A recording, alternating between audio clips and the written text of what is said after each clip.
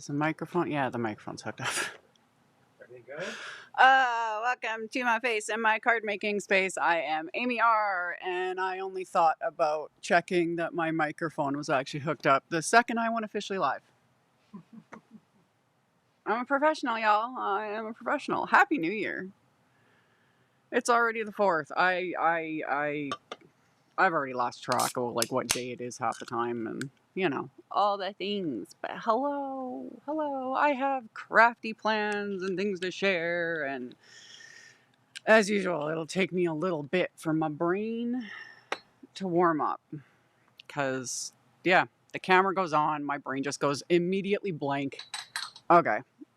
And yeah, unpaid intern sitting in the corner to help. And yeah, happy New Year to everyone. I think I know what I'm doing. It's going to be interesting. I have ideas.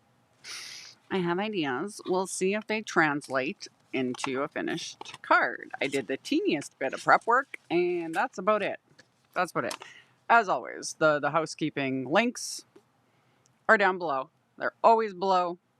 All my videos, lives, etc. in the description box. Full supply lists and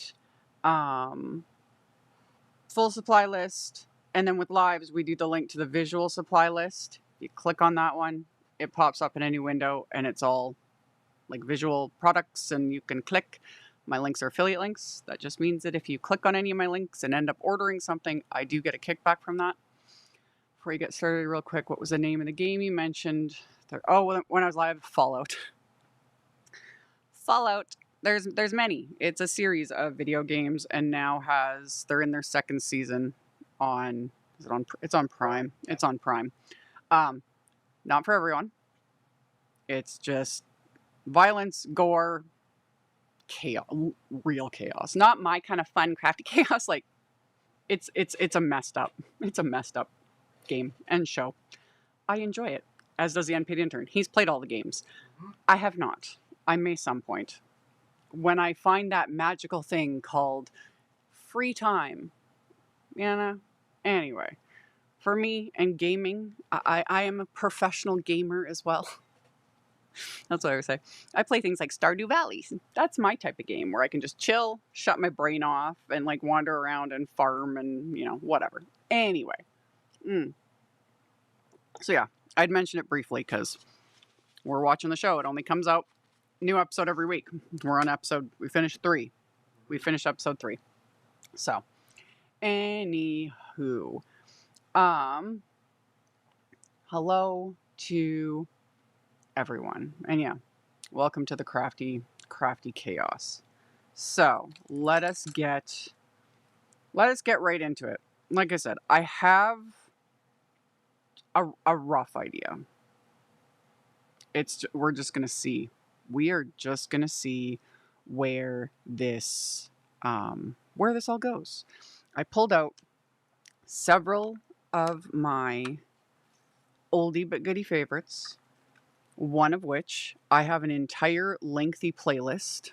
If some of you have peeked at the supplies, you know exactly what I'm going to pull out. I have done an entire playlist because I have used this die set. I'm not sure how many are in that playlist. You'd have to click on it and tell me how many videos are in there. There's, I think, a couple dozen videos at this point. Let me flip my camera down. Wait, I love Stardew Valley. I play on my iPad. Yep. My daughter, she's trying to get me to play Stardew Valley with her. Do it. Seriously, it is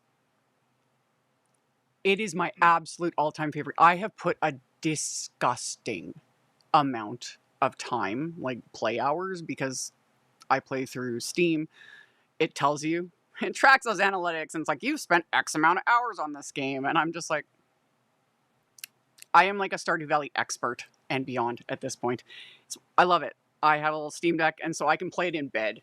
And I'll just be like, when I'm having a rough time, I will curl up with my little game, and I do my little farming, and you can play it multiplayer. It's a great little game, and anyone can play it. It's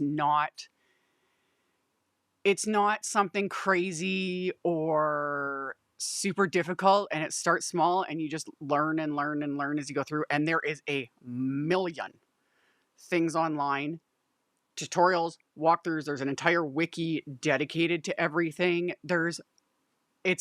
I've told so many people that are like, I want to get into gaming. I'm like, Stardew Valley, do it. And you can play it on Switch.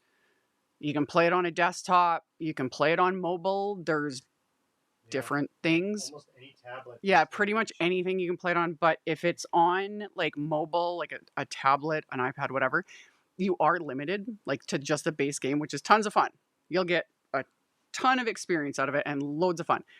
And then the Nintendo Switch, same thing. You are limited to like just the game, but there's a lot. If you play on like a desktop where you can start modding, this is where the unpaid intern earns his keep, because I just handed it to him and I was like, please mod this for me because I just don't want to do it. So then he sits there and he adds all the mods I want, and it's so fun. It's so fun. Seriously. So not sponsored or nothing, but if the dude who invented Stardew Valley, Concerned Ape, if he ever wanted to sponsor me, yes, please, love it.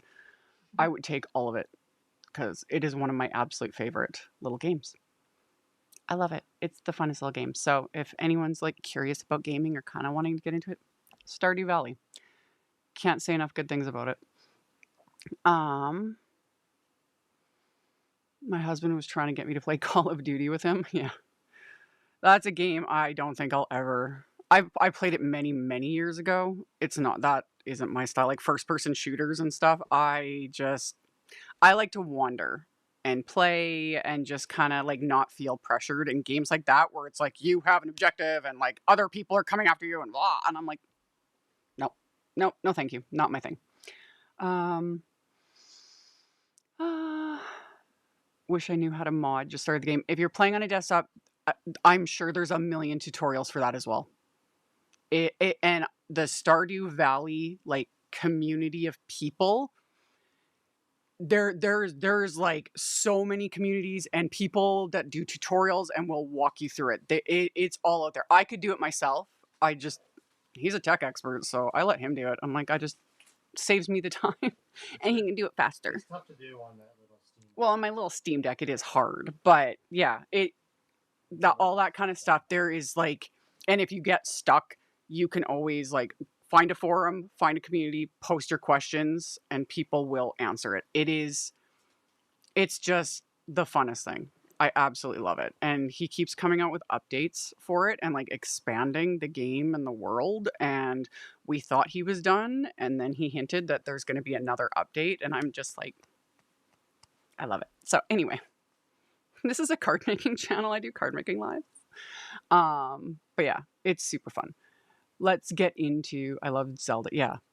Zelda. I did Tears of the Kingdom. Was that last year? Yeah, I think Was that last Christmas that came out? Something like that. might have been 2 years That's ago now. maybe it was 2 years ago. It's been a while since I played that, but I do. Zelda games are also very, very, very fun. I love them. I suck at them. It takes me a while, but I do very much enjoy it. Okay. That is all the things. Let's get into the actual making. Let me switch there. Okay. There we go. Okay. So I have a rough idea, like I said. I've linked everything I've pulled out. We'll just see. We will see where this goes, where this evolves to, but obviously my main focus is going to be my super favorite little die set, this mushroom stems. Why? I don't know. Why mushrooms? I don't know. Never thought. When this first came out, it's like 3-ish years ago, close to 4 years ago. When it first came out, I was just like, whatever, it's mushrooms. A couple dozen videos later, I reached for it. And the funny thing is not too long ago, I was thinking about the set again, and at that point, I was like, I think I've played it out. I don't have any more ideas. You know, I was like, what else can I do? I had a different idea for today. That one's going on the back burner. I'll revisit it a little later. Like, I got more ideas. So we're going to keep using it because why not? So yeah, my mushrooms, and I pulled out a few other things that the only thing I want to note is this guy I think is out of stock, but like little greenery bits, you know, little greenery wafer dyes. You guys know I like to tuck them in with florals, mushrooms, whatever. So I think that guy's out of stock. This one's another that I've used 5 million times. I think that one is in stock. We're gonna put a bird on it. That guy's in stock. This one is one of the newer ones that I've used already so many times. When I was doing up my supply list, this one's on pre-order because it sold out again. Rightfully so, it's gorgeous. I think this one's not getting back in stock till like February. So the only reason I mention that is when it comes to, and it's always explained, but when when you see the product listing, and this is specifically on Simon's Stamp, it'll say, like, it'll have the picture of the product, the name, you know, add to cart, and it'll say pre-order. And right below that is, you know, the description of the dyes, whatever, but it'll give an estimate of when that product is planning to be in stock, yada, yada. And so the only reason I'm mentioning that is because it's saying February. So if people place orders with this, that whole order gets held until the pre-order item shows up. Just that's how it works.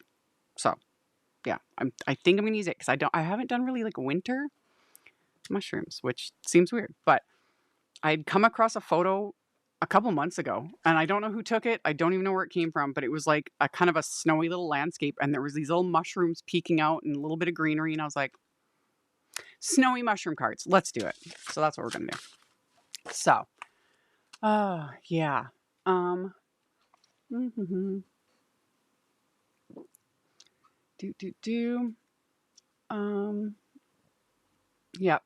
Yep, the mushrooms. And yeah, how many videos are in that playlist? I'm pretty sure it's a couple dozen. 29. More than a couple dozen. So this would be 30. Yep. Today will be video 30 with this die set, which I have purchased and actually, like, I have more than one. The ones that I use a million times over, I purchased an extra so I can do faster die cutting. So that's how much I love this die set. Obviously, we're on video 30. So I die cut them. I've got, again, it's a little interesting fleshing this out live. Because like I said, I have a rough idea. We'll just see what happens. This might end up being a hot mess. And I die cut it from watercolor paper. This is just my Strathmore. You can use any watercolor paper. I like the Strathmore because it's cheap. You get a whole pack of like 9x12 and there's 15 sheets. Yeah, 15 sheets. So you get a lot and it's like less than $10. That's why I love it. Any watercolor paper will work because we're not doing any sort of like specific no line color, you know, things where it's like the quality, because we've talked about this, like the quality of your watercolor paper 100% plays. It does, especially when you're coloring in something like watercoloring or like, you know, the better quality of the paper, the better results you will get, full stop. Like, I will not argue with that. However, for the majority of what I do, I use this stuff because, again, it's cheap. I can die cut tons from it. It's not super thick and heavyweight. I just temper my expectations because you're not going to get as gorgeous of results as you do on like the arches and just the good stuff. But for the price, man, yeah. So that's what we're going to use. Okay. Do you have snow right now? Oh, yes. Yes, we have snow. The unpaid intern was outside earlier shoveling said snow because we got a bunch again. I don't even know. What is the temperature right now? We got a bunch again last night, and it was coming down like little pellets, which was fun. I was like, is it raining? And he's like, it's -15. I'm like, it sounds like it's raining. So, yeah. Right now, It was very icy snow. Yeah, it was icy snow. It feels like -18 degrees Celsius. No idea what that's in Fahrenheit. We're Canadian, man. We're on the Celsius system. So, yeah. Pretty close to 0. About 0 Fahrenheit, roughly. That would make sense. So yeah, it's cold and there's snow everywhere. Tons of it, piles of it. That's our life. So I am going to imagine that we have little mushrooms. Speaking of, we ain't gonna see spring around here till late May. So I have my little die cuts.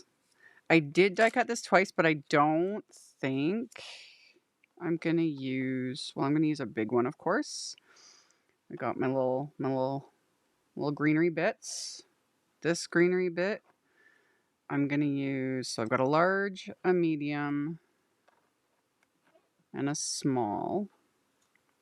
And then we'll probably do, let's do an extra medium and maybe a small for the inside of the card, because you know, oh, that's not the right one. That's the one I want.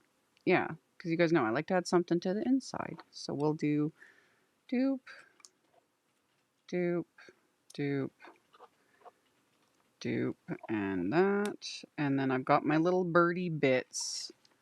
My little birdie bits, which are from that little, whatever was it called? Layered bird bunch, you know? Mari said they just got home. They just got home from Candle Lake. They got 10 inches in 2 days. Oh, It would have been gorgeous there though, because with all the trees and stuff. It's so quiet. Oh yeah, I bet it was quiet. I've already threatened Mari because she's shown me her cabin and that one. I was like, you're gonna find me like curled up in the closet there, you know. She's invited us out there, and I was just like, they're just gonna show up, and I'm just gonna be curled up playing my video game, you know, ignoring the world because it sounds absolutely perfect. Anyway, back to what we were doing.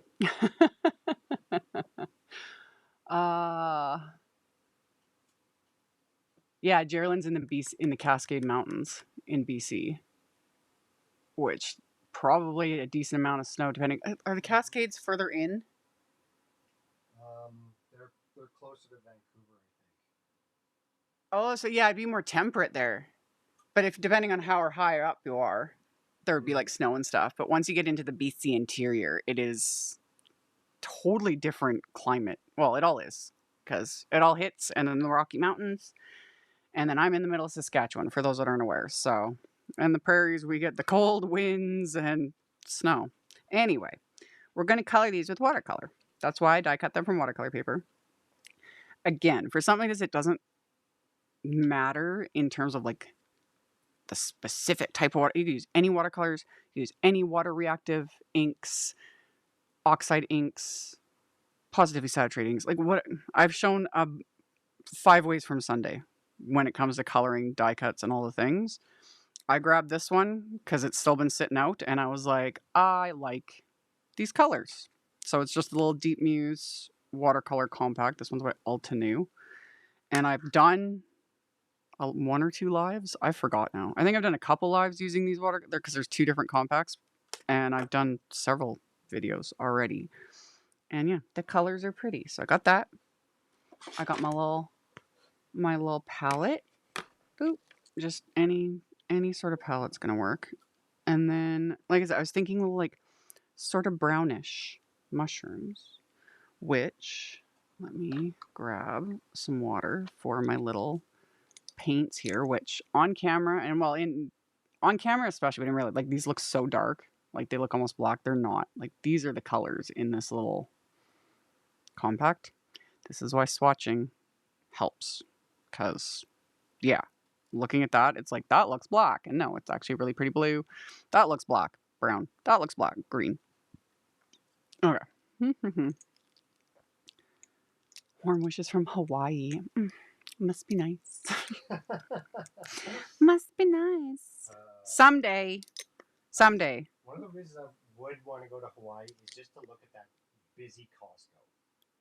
Oh, the Costco in Hawaii. Costco in the world, apparently. I believe it. They have some neat stuff there. Yeah. Like a lot of like sushi and all that kind of stuff. Because, oh yeah, like, yes. It's so funny. We want to go to Hawaii to go to Costco. Which is a really weird thing to say. Honestly, if we were ever there, I would want to go to just to experience it. Because I've heard of the Costco there. Yeah. We're that ridiculous that we would, honestly. Heck, I still regret. I was in Vancouver, and their Costco there is like almost underground. Oh, it's like downtown. And I was like, what is that, a Costco? Yeah. And I should have gone because I was like, it's bizarre. Anyway, we're so old. We're like, yeah, let's travel to visit different Costcos. Right. But no. And this is why the 2 of us are together, because we're both like, yeah, we would totally do that someday. I would also like to see the beach and volcanoes and you know, touristy things. Ah, a Dole Whip, a pineapple Dole Whip on the Dole plantation. Oh, That I would like that. I would like that. Anyway, someday. yeah. Oh, and I just knocked over my drink. Good job. Good job. Oh, I made a huge mess. Did you? Yep, I totes did. There's my paper towel. Welcome to the chaos, y'all. At least this isn't going to be like super sticky. It didn't spill on your project. Oh, but it spilled into the drawers. Oh. Like into them. This will be fun cleaning up after this. Y'all. Like. I'll come around. Yeah, if you could, because it made big mess. Let me move a couple things. Like into I this don't drawer? joke. Yeah, don't. Well, yeah. See, it's just stick paper towel into those spots. Yeah. Good job. Good job. I always joke about it. That's, I think, what, the second time now I've spilled something in a live, or goodness, the amount of times I've knocked things over. At least it wasn't the forbidden water. Yeah, well, it was near the forbidden. I was actually reaching for the forbidden water, and I knocked my drink over in the process. I am a professional klutz. Okay. At least I didn't like spill it into like my stream deck and my keyboard. Anyway. I stopped all that out. Oh yeah. Y'all don't worry, it'll be fine. It's more just, yeah, it won't be over there. It's just gonna be like here and here. You want to just kind of keep mopping it up, just so that one less thing. But at least it's not like juice or something. You know, something that's gonna be sticky and attract I think most of it got greeblies. in that one drawer. Most of it, yes. Thank you. Thank you. And again, I'm trying very carefully to clean up around my Steam Deck because I need to, because if I accidentally press a button and ends the live stream, done that too, you know? Again, this is why I joke about being a professional. So professional. Okay. I think I'm mostly We're good. cleaned up enough that it's not gonna like cause electrical something. Okay. Anyway, what drink is it? It's an energy drink because I need a little bit of caffeine. That's right. I missed it. Sorry. I'd seen it. Where'd it go? There it is. Thank you, Zahn, for the super chat. Thank you. Oh, and randomly, I think there's a Costco on every island, apparently. Oh. Well, this is the one in Honolulu, I think it's, yeah, well, yeah, because isn't Honolulu like that's not the big island. Is it on the big island? Big island is not. The big island is separate. I always forget. I always have to like zoom in on a map. I like to look and it's like, you know. I mean, we could island hop and go see every Costco. Yeah.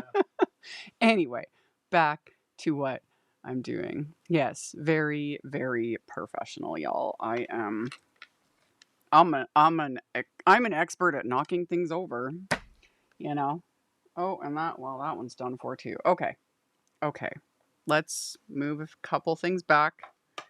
Get the forbidden water away from all the other things. And yeah, it should be okay. It should be fine. I'll be dealing with that mess later. Whatever. Let's get into watercoloring. Okay. This keyboard for you. Oh yeah, I keep my keyboard. That kind of stuff, because that's, yeah. Spilling something into a keyboard can fully destroy it. And nope. Been there, done that. So, I want to, like I said, watercolor these guys. So I've got the undersides and the stems. There's my what I call the undersides, you know. And then I've got my stems. And then I have the little mushroom caps. And those, okay. I want to do, like I said, like something sort of like This is the brown in this palette, which is very neutral. It is a very, like, because it's an umber brown, and I kind of want to warm it up a little bit. So I'm going to add a bit, and I know this freaks people out when I use like a dirty brush in my in my water. It's fine. I can wipe this off like later. I'm not concerned about it. So I'm adding the yellow shade to this and see how it's kind of starting to warm up a bit.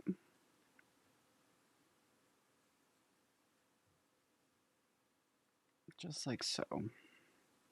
So that it's not quite so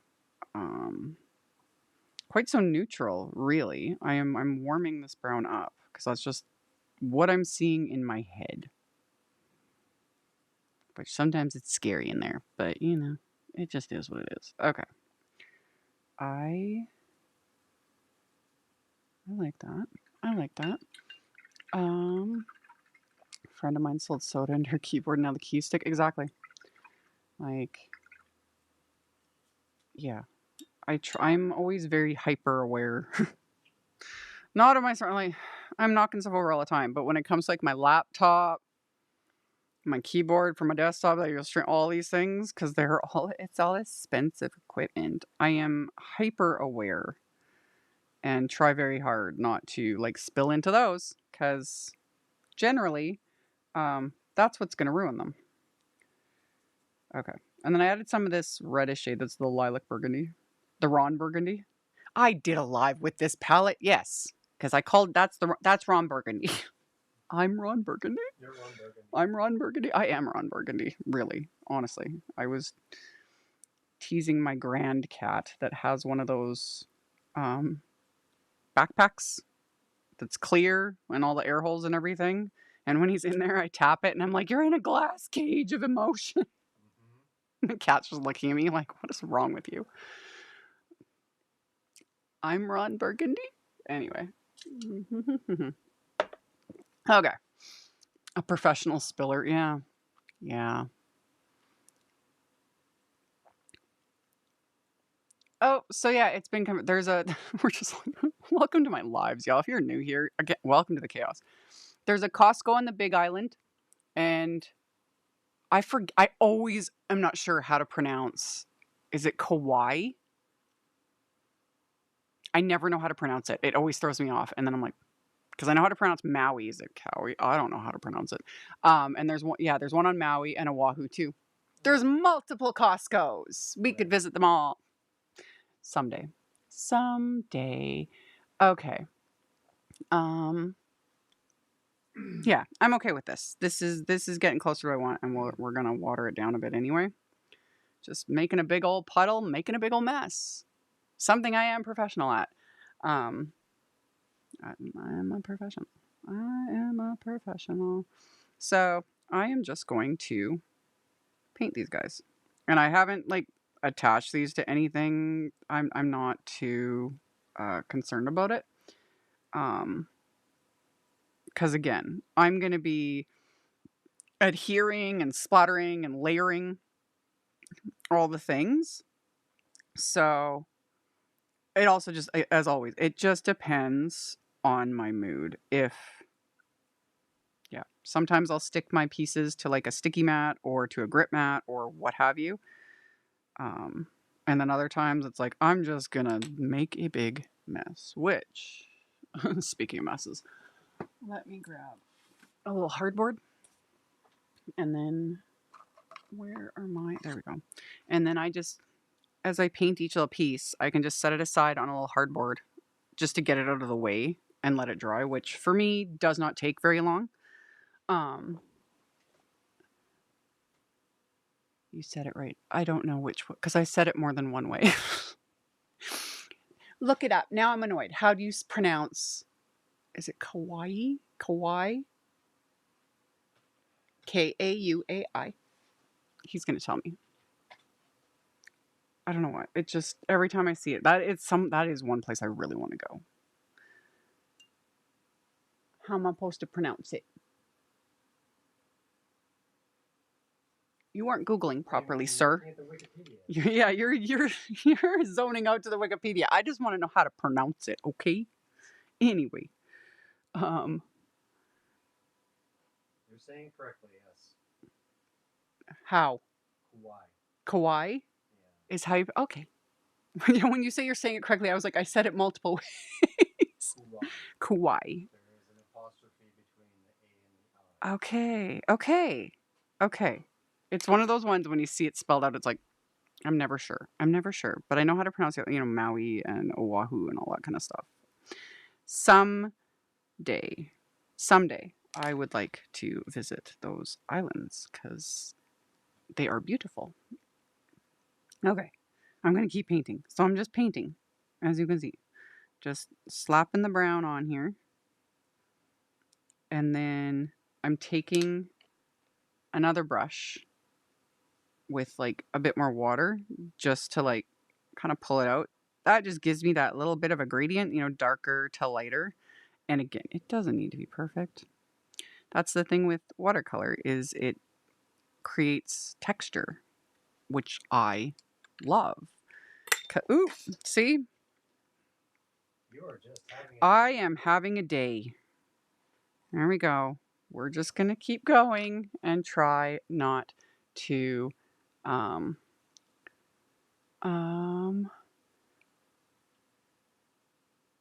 is it Kauai or Kauai? I think it's like KA is the first syllable, UA is the second syllable. Kauai. Kauai. Yes, 3 syllables. Yeah. Kauai. Okay. I will forget all of this by the end of this live, but I like to learn, okay? So yeah. Like that is one of my most Googled things always is how to pronounce XYZ, you know, all the different random things. Cause the other one that always used to throw me off, and it's been a long time, is peridot. Peridot? I think, is it peridot or peridot? I always call it peridot. Google it. Google it, because that one I always Google when, because there's that color. Sometimes I use it when I'm making, and every time I do a voiceover, I have to Google it because I always forget every single time how it is supposed to be pronounced. Is it peridot or peridot? It sounds like peridot. Peridot. Peridot. Whatever, you know? Those sorts of things. But yeah, one of my most Googled things. It's like how to pronounce whatever. Anyway. Okay. You missed the first. Oh, you didn't miss nothing. You didn't miss anything. I spilled things. I got distracted by talking about video games, and and then Costco's in Hawaii. Like we're just getting started. We're just getting started here. So those are the little caps. And see how it's already like, and that was just, you saw me do it. I just slapped color and how it's just doing what it wants to do as it dries. And that creates that bit of texture. I'm pretty sure it's true. Yeah, I think the T is silent in peridot.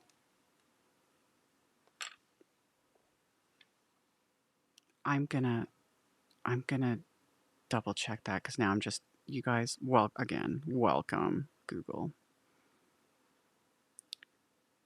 Peridot pronunciation.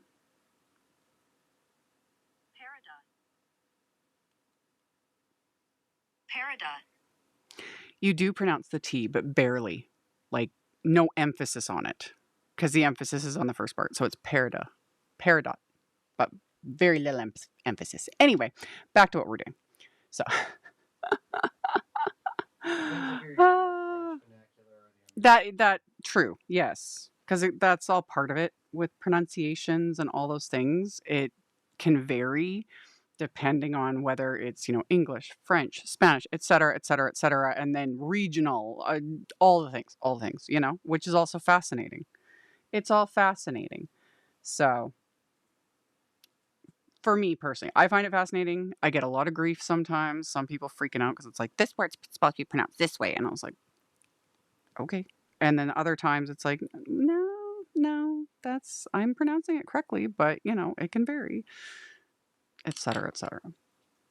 Anywho, um,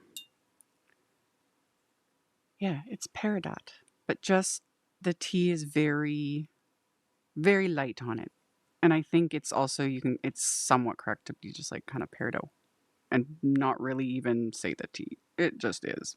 So for the stems, I'm going much lighter. Like I'm adding, it's all the same mix, but I'm not adding as much of it. And that also creates, you know, dimension. So yeah. And I'm going to kind of do the same thing for the little parts. Yeah, the Google translator doesn't, sometimes it's a little when it comes to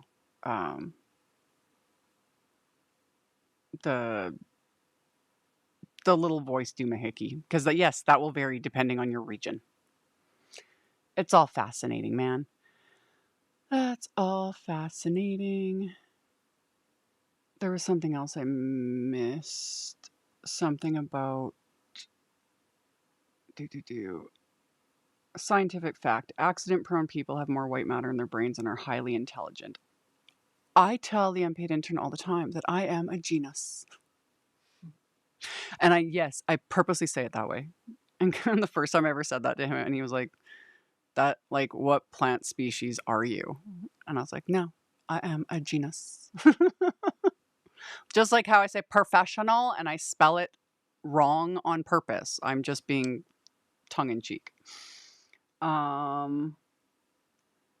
Do you have the new release items from Simon? They're doing oh y'all, I have multiple releases this week. There's gonna be a lot of content coming from me. We'll get into it in a bit. I'll talk about it.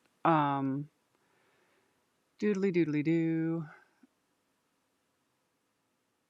Then confirmed it was cow pie. Yeah. Pronunciations vary. I try to be accurate only because, especially as like, I was someone who grew up like as a kid that read and did not have much access to the outside world. So many of the things, you know, you just phonetically sound things out in your head. And even to this day, like Chris will say a word and I'll be like, what word that, precious? You know, because it's like what I hear in my head. And it's like, and then when you spell it out, it's like, oh yeah, no, I know that word. I just haven't heard. It doesn't have very much with him, but I remember when I started getting access to the internet, seeing things on TV, and it was like, oh yeah, no, I've been mispronouncing that in my head for decades. No idea. So, same with song lyrics, you know? Always. Okay, I'm continuing to paint. And then adding just that little bit, and then pulling it out with my sort of cleaner brush, but also not really, because I'm not concerned, you know? And this also ties back into what I've talked about when it comes specifically to watercolor and how intimidating watercolor is, because it is. I fully acknowledge that. Watercolor is very intimidating. But doing things like this is pretty simple, you know? Die cut some watercolor paper. Things like florals and greenery especially are some of the easiest things to play with when you're watercoloring, because do what you want. It doesn't need to be accurate ever, really. It's paper, you know. This is not going into a scientific research journal. And if in a millennia any of my work still exists in some form and the aliens find it and they're like, that's not how mushrooms are, who cares? I'm long gone by that point. I don't care, you know. And like I've said before, none of this is going in the Louvre either, so it's just paper. Have fun with it. There we go. There we go. And then for those that do like to do like realism and accuracy and all of that, do it. I'm not bashing that either. Like, I love it. I love seeing what some people can do with coloring and painting, and it's just like, you know, especially like realism. And then you get a closer look and it's like that was all painted or drawn or whatever, and it's like that is so cool. That is so cool. Okay. With the undersides, I'm kind of doing the same thing, just really like more water, less color, because I want these to be light, you know, so they stand out from their mushroom caps. So just slapping on the color. And I'm not worried about this top portion because we're not going to see it. It's going to get glued over with the rest of the die cut. Doodly doo.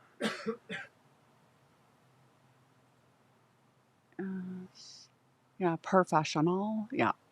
I am a professional, you know? A professional genius. I don't take myself too seriously, y'all. I do this as a job. I've been doing this for over 20 years. I play with paper, etc., but I don't take myself too seriously, you know? Like, I would rather poke fun at myself and laugh about it than become absolutely full of myself and insufferable. I'm already insufferable enough. I am aware of it. I am aware of it. Okay. Continuing to slap, literally, see? Slap on the color. It's good. We're good. These are great. They'll be fine. Everything will be fine. And I have made a mess. What else is new? Let me grab a wipe.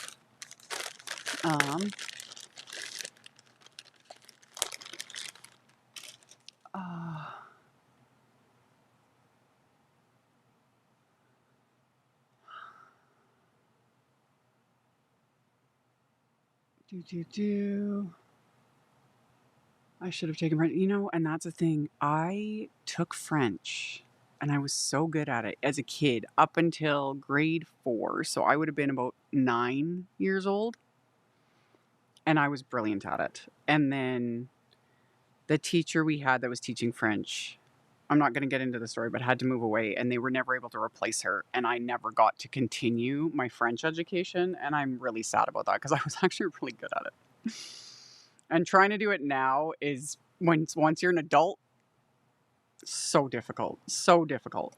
And I would love to learn. I would love to be fluent in French.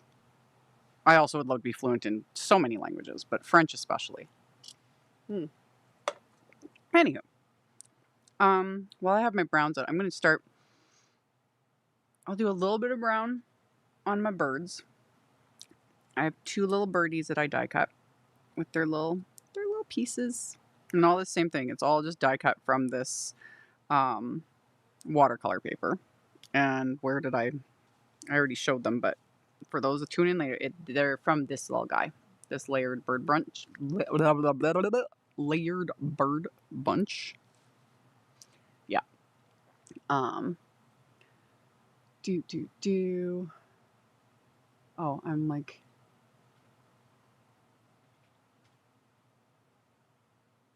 Something about...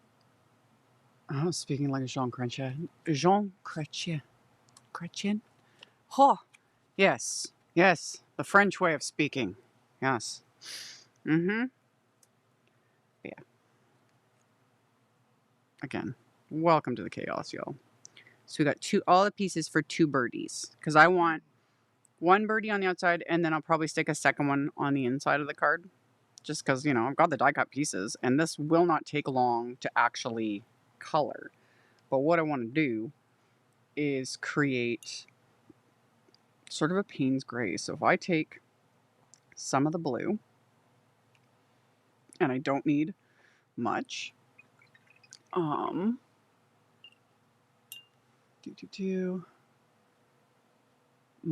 chat is like all... I honestly thought French was a requirement for all students in Canada through high school. Sadly, it's not. Nope.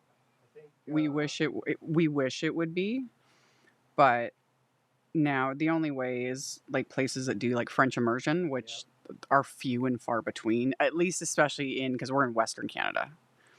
Eastern Canada, it's a different thing because like Quebec, obviously, very, very French. And then Newfoundland is very bilingual. Yeah, anything east of Like Quebec. basically Eastern Canada, like Quebec and then east of Quebec is very bilingual and very heavy French. That was a very interesting experience for me because I went to like the Maritimes when I was a teenager and like walking into like fast food places and everything's in French. And I was just like, it felt like it's like I'm in Canada, but it was just, and people conversing in French first until they realize that you only speak English. Interesting. Anyway, back color theory.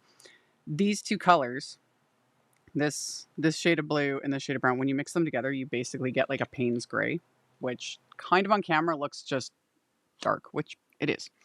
But yeah, that's what I wanted for my little birdies. So when I water it a bit more, you can kind of see it. So that way, I just want to use, and I'm watering this down even more again because I want it a bit lighter.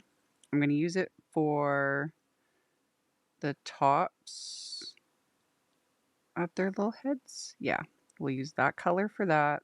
And I'm not following realism. I just didn't look up any sort of reference, nothing. I'm just like, I'm just going to use colors I like. So we got that.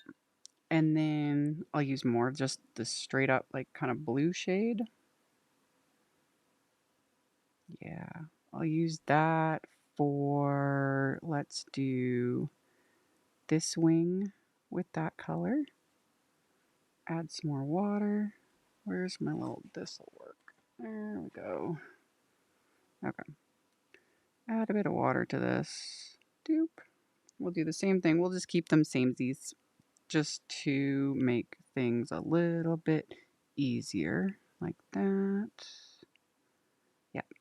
And then for this wing, let's kind of bring in a bit more of this like brown shade that I already used.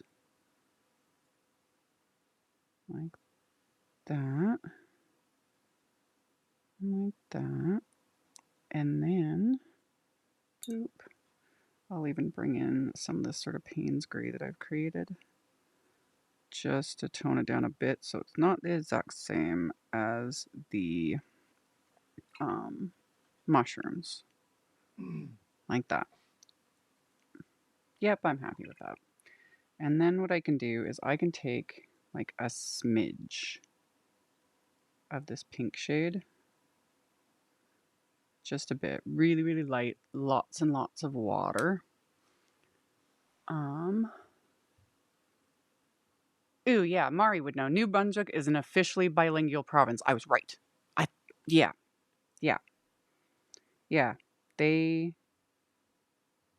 It's cool. I've been to just a smidge in Newfoundland, and then I traveled in New Brunswick, Nova Scotia, and Prince Edward Island when I was a teenager. And beautiful. Someday I will go back because the unpaid intern's never been out to the Maritimes. Nope, I've been as far as Montreal. It is a very long flight from the middle of Canada to that end of Canada. You fly to Toronto, which is 3.5 hours, and then you go from Toronto to Halifax, maybe? It depends. I forget where exactly I flew into, but that's another like 3-ish hours. Like, we're a big country. Okay, so that little bit of pink, just. And before I add any more color, I'll assemble them all at once. So let's just move all these guys out of here because I gotta slap some color onto my greenery. Whoop. And I already lost the wing. Where did he go? Oh, he's right there. Where's my... There it is. Come back here, little wing. There we go. Let's set him over there.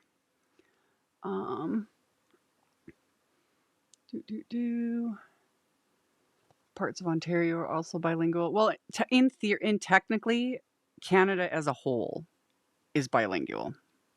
Technically. We recognize both French and English. like packaging in Canada for products has to have both French and English on it. It's just Western Canada isn't as emphasized on French as Eastern Canada, because we are a big country, very spread out, but where people are concentrated and stuff. So yeah, and then we got weird sort of regulations around it, and in my opinion, it would be really cool, and I wish it was like that we would all learn both languages from the get-go. Like, it would be great. I would love that. I would love that so much. So anyway, let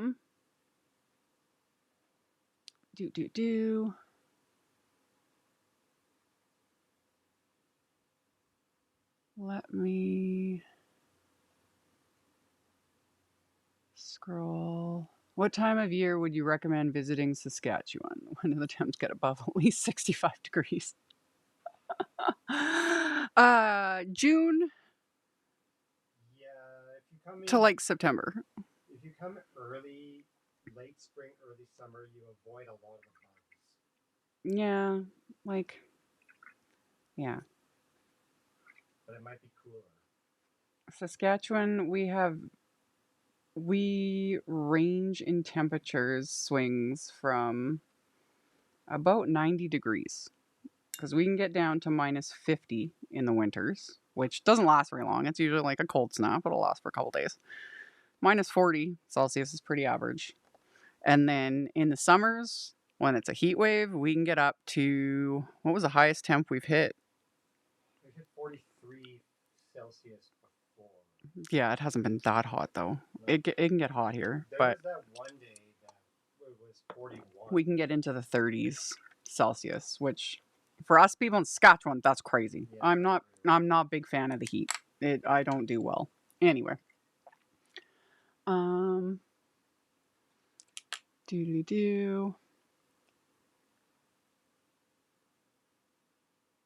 speak both in Ontario. Yeah. Okay. Yeah. Fun. Greenery. Since I have two types of greenery, I got the little fiddly leaf and I got these guys, I'm going to do them in two different shades. You always want variety in your greens. One, it's visually pleasing, and two, look at nature and how there is so many shades of green out there. So I can take this green, which is a very brownish green. They call it like mossy oak. It's very much a brownish green. And I've shown this like mixing. If I want to like brighten it up, I can add some of this yellow, which has a bit of that brown on there. Again, don't care. It'll be fine. It'll be fine. But I can add that yellow and see how it just brightens it up. Which I like that. I like that right there. So we can just, again, slap this on. Do. Not too concerned.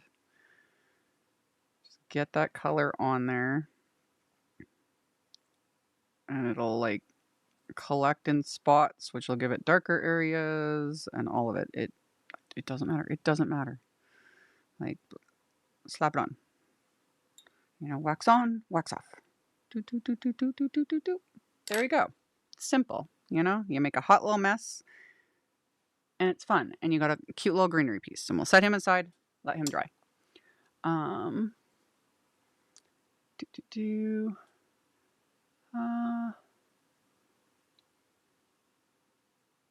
Train. A goal of mine is take the Rocky Mountaineer train from Toronto to Vancouver in the winter. Yeah, that's one of the unpaid interns' hopes. The crappy thing is we have to fly to either Toronto or Vancouver. Yes, and then fly back. And then fly back, because yeah, it's, and both of those flights are not cheap. No. They're, because again, we are sort of in the middle-ish of the And then country. if we did do a cross-country Canada trip like that, I'd want to stay in like a good semi-private kind of car sort of thing. Oh yeah, you've got just some little champagne and caviar dreams here, mister. Oh, look at this Arctic cruise we could take around Iceland and the Spellbinders. and the was it Spellbard? Yeah. Yeah. And he like shows me and I was just like, that sounds cool. And he's like, look at this. And you can get like the VIP suite and it's like $30-some thousand for the trip. And I was like, babe, I'm sorry, what?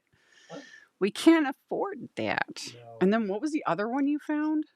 Oh, that was the cruise train in Japan. That was Oh, the 40 Japan cruise train, and that one was like $40,000 or something. And I was like, honey, we are not rich people. We cannot afford like I'm just writing my Like- Make-A-Wish. oh, your Make-A-Wish. Okay. Yeah, he's got some fancy wish. Very fancy. I was like, okay, how about we just temper our expectations here? This is why we need he needs his own version. I've joked about this. It was like, I would like a sugar daddy that will just, send me money for craft supplies in exchange for my winning professional genius personality. Can hope, right? So now I guess we'll put in a request for the unpaid intern. He also would like a sugar daddy that would, bestow upon us wonderful trips in exchange for our winning personalities. Okay, back to what I was. Oh my goodness. Drive to Alberta and take it from there and then drive back. No, that would be absolutely pointless. For the most part. Like, we've been to Alberta. Yeah, And we've been to the Rockies many times. Like, going through the Rockies is kind of the whole sort of point. And Alberta is only, well, the Rockies is if you want to get right into the Rockies, it's a 9-hour drive from here to get right into Banff and the Rocky Mountains. That one I recommend. That's on people's bucket lists for a reason. It is, if people have not seen mountains like that, highly recommend it. Absolutely phenomenal. It's been a few years. We need to go back. Okay. For this greenery, I'll do the green again, but I'm going to add the blue to it. As you can see, it just immediately gives it more of like almost like a piney green color, which is very pretty. Very pretty. So add a bit of that.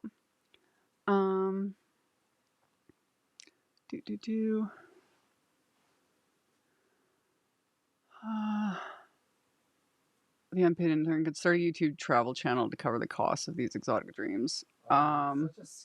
Those people that use it as like a tax write-off for their job. No, it's not.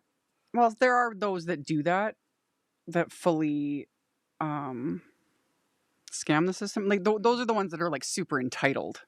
Those types that are like contacting places and like, I am an influencer and I do it. Look, but the ones that do it like actually, and film it and share travel info and that kind of stuff, because there's a few that we come across that's like, oh, it's kind of cool. You also need time to do that and equipment, and I've legit thought about it, but then you have to dedicate a lot of time to filming and editing and posting and and it was like, man, if I ever get a chance to actually go on a vacation, that's the last thing I want to do is turn it into content. But I do not knock anyone who does it. It's just, yeah, but yeah, don't be surprised though if all of a sudden there's like the AmyR travel channel, gotta pay for all the unpaid interns vacations that he wants to go on.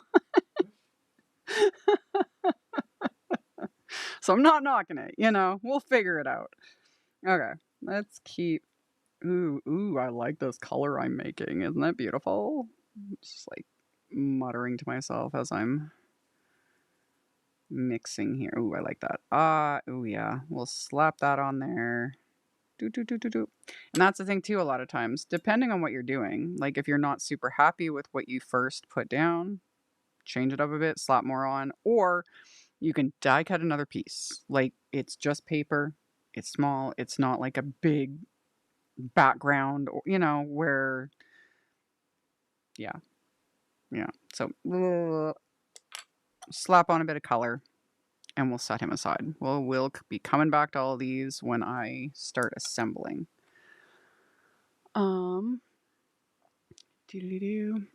skipped bounce. I want to go back in the worms. Oh, it's beautiful in the winter there.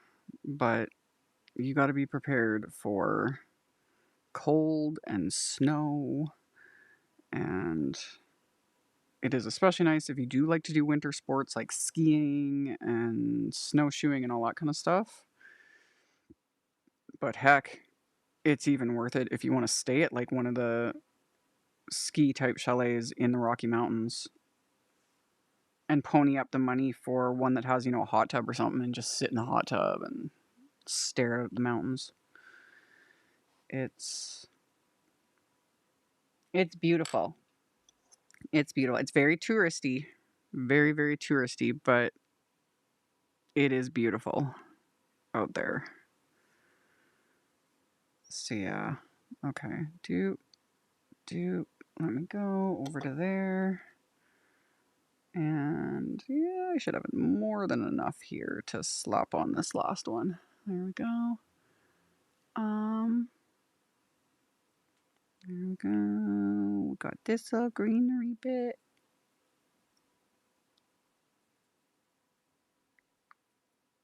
Just mix, match, whatever. And the other thing too, they don't all need to be, especially when it comes to greenery, they don't need to be the same. They don't need to be the same shade, any of it. That's another reason why I really love watercolor so much, is I can get so much variety like that. This is the first one I did in the color. This one's going to change a bit because it's still wet and it's like suctioning to my work surface because it's still wet. But that's the second one, or that's the third one. There's the second one, and how they're like, you can kind of tell on camera. Not quite. You'll be able to tell in the finished photos when it's done. But all three are kind of different shades. That's fun too. Oop. And then that one fell. Are we surprised? We shouldn't be. Okay. One more bit of watercolor I want to do. Let me wipe this up first. Like so. I am making a very big mess. Are we surprised? There must be a Scottish cabana boy involved in these travel plans in a kilt looking like Sam Hewen. Yes, please. I would not say no to that. Like, there is something about a dude in a kilt. And as someone who is part Scottish, who has family, like my grandmother was born in Glasgow, that's probably why. It's a genetic thing. It's just like, dudes in kilts. Yes. Yes, please. Yeah. Yep. Someday. Okay. I'm just wiping all this off. You can always leave it and reactivate it. It's fine. But I have enough to last me, just with that little palette there. So I am not concerned about this at all. There we go. And besides, I need space because I want to do a very simple wash. I need another piece. I have a few pre-cut pieces of this watercolor paper. There we go. So normally when I do like a wash, I would tape this down to keep it very flat. I'm not concerned because I'm going to run this through with an embossing folder. That's the plan. We're going to see how this works because, like I said, I have a rough idea in my head. So I have just a wide brush. Any brush will work. I've talked about this with other things when it comes to watercolor and all of it. Like, brushes do play a factor. You learn as you go, though. And if you're wanting to play around with doing the stuff like I'm doing, like slapping color onto die cuts, the brush is for the most part irrelevant. It isn't going to matter. It's when you are doing like watercoloring images and watercoloring backgrounds and really getting into it, then you'll start to notice the difference in the brushes. But for a lot of this, it just don't matter. So I've grabbed a wide brush just any wide brush. This one's an Altenew one. These were Altenew ones too. These were the fine watercolor brushes, and then this one's from the other set, just a wide flat brush. And then normally I flat, tape it down, yada yada, because that will keep it flat. Because I'm going to do this whole background, but this is going to be quick and easy, and I'm also planning on embossing it, so I'm not going to spend a crazy amount of time. So I just want some water. The unpaid intern in a kilt. Yeah, maybe someday. You never know. Like suit first before I get a kilt. Yeah. I get a kick out of watching like actual Scottish dudes like putting. Have you ever seen them like put one on? Like properly, like the traditional way when they lay it out on the ground and they roll in it to do it. You lay it out because it's so long, because it's just a long piece of fabric. It always makes me giggle. I don't know why, but yeah, I do like me a kilt. Anyway, okay. So, background, and then I just want to use like sort of the blue shade. So pretty. And that's more than enough. Just that little bit. That is more than enough, because I'm just going to this. Do. I am not worried about this being perfect. In fact, I'm even going to add more water to it, because I just want a wash of color. And I'm not, like I said, I am not concerned at all about this. It'll curl up because it's not taped down, yada, yada, yada, but we're going to emboss it. I am going to splatter it, of course, all of it. And this is what I talk about when I say, like, when I talk about taping down, because I don't want it to curl. See? It curls. It'll kind of flatten as it dries, though. And then, yeah.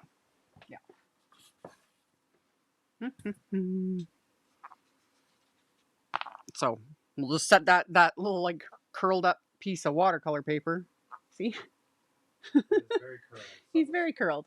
He's like, he just goes cylindrical. And then clean out my brushes. Just to get all that color out of them.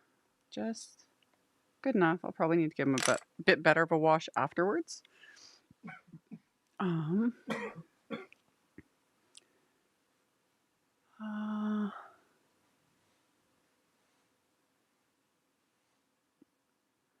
Any of you heard about the utility kilts? They're heavy-duty canvas-type kilts with lots of pockets and loops for mostly men to wear during carpentry work or wear for fun. I would sign up for that. Like, I would wear one, but yeah, dudes in kilts doing carpentry.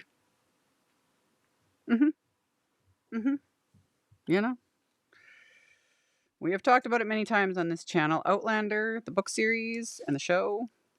I am a fan, especially the books. I still have several seasons of the show to catch up on because I don't have time. But the books, love. Highly recommend Outlander. There are, like, I forget how many books they're at now. I still haven't even read the last one, the Go Tell the Bees That I'm Gone. I have it. I got it when it came out. I need more hours in a day. But yeah, love them. Okay, I've cleaned up my mess. I'll let that dry because there's a little bit of moisture still, so I let my watercolor palettes just sit.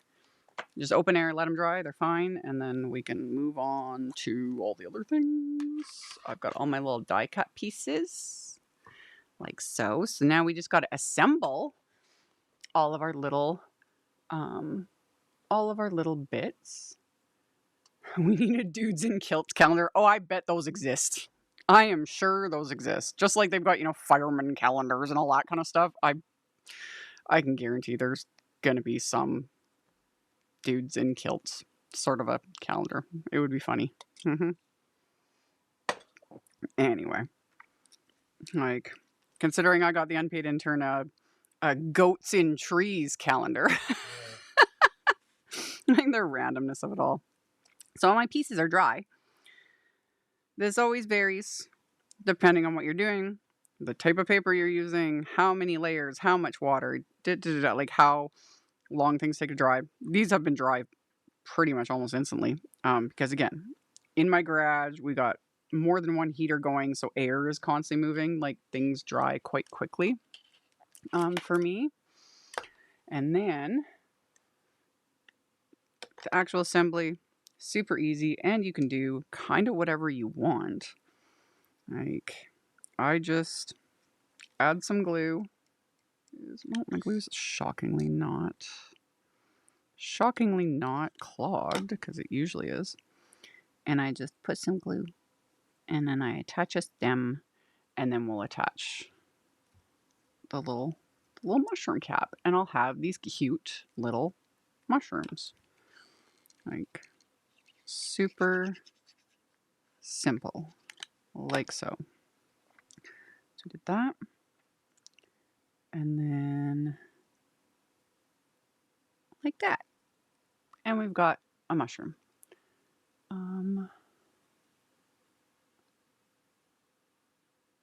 Love the books in the series. Looking forward to the next installment of more. Oh, is there more? I think it's like the final bit of the series or something that's coming out, isn't it? I am several seasons behind on Outlander. I don't know enough hours in a day. Wow. Anyway, okay. There's all my pieces. So we has one mushroom.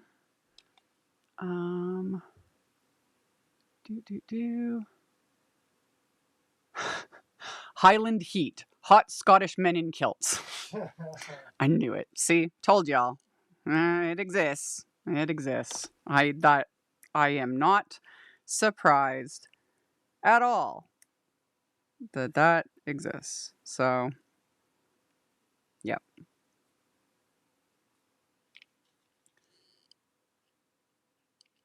I have seen some pretty insane calendars. Back when the unpaid intern used to work like in an office, that was like their thing.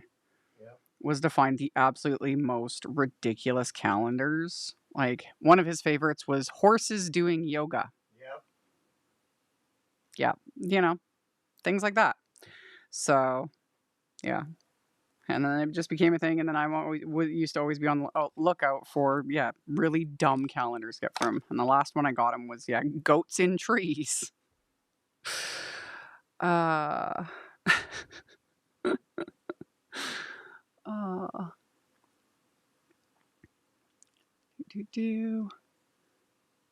Kilty pleasures.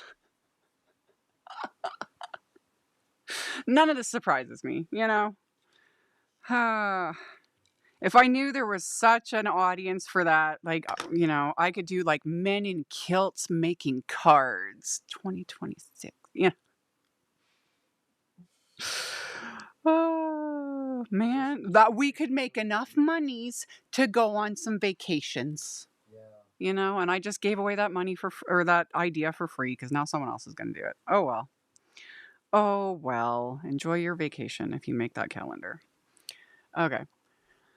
Outhouse calendar. Oh yeah, there's so many. There's so many. Like, and while everything in a sense is technically gone digital in our society, I still like paper and things like calendars. I like an actual. I like the visual and the tactile.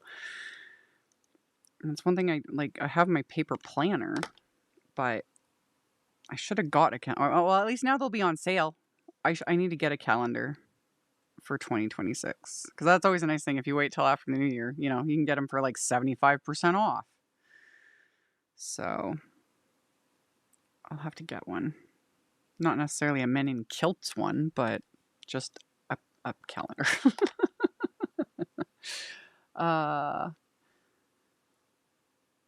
In the UK, we have a pop-up store every November, December. It sells calendars. Oh, we have those here too. Yeah, they sell calendars and now a lot of like board games and all the things. And yeah, they pop up during the holidays. And yes, some get very questionable. Yeah, most people have all sorts of taste or lack thereof. There we go. Amy, we need to get your priorities straight if you haven't read Bees yet. The last book, number 10, may be out by the end of next year. I'll get to it. I'm not too worried. you know? Her books are so there's so much, you know? They are a very long read and I enjoy every second of it. And when I did get Go Tell the Bees That I'm Gone, when I got it, I'd finished a series like a couple years before that, and when I started reading it, I was like I was lost, and I was like, I need to go back, you know, and start rereading. And I've been doing it with Audible, like on audiobooks, but oh, I need more time. They're fabulous. Anyone who's watching, if you love to read, look into Diana Gabaldon's Outlander series. Phenomenal. Like, yep. Yep. And yes, there's a TV series now, and they're going to be on their last season and all that stuff. And I watched the show. I think we only watched like the first 2 or 3 seasons. I forget. Honestly, I forget.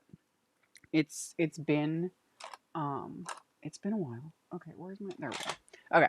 Now we're going to assemble our little birdies. These are simple.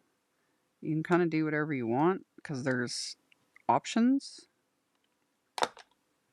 But we're just gonna oh, that's what I was gonna do. I can do that afterwards. I was gonna add a little tiny bit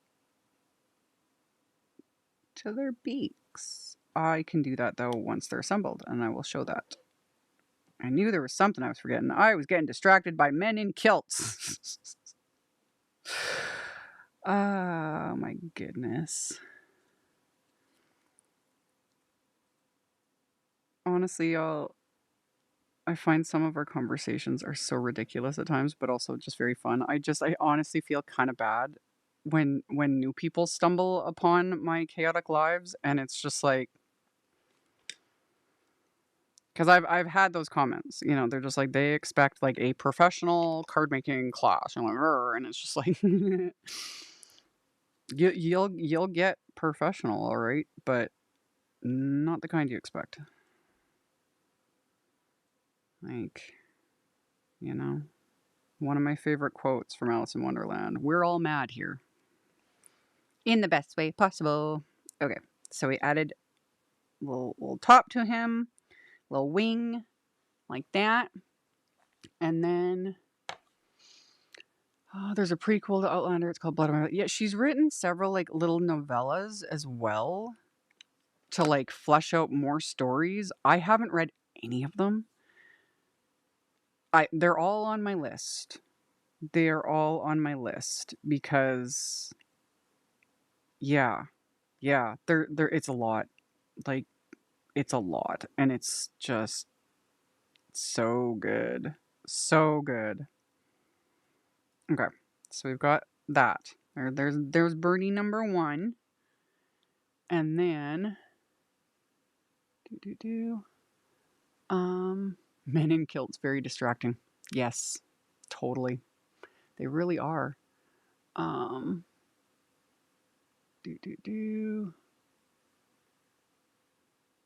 lost. Yeah.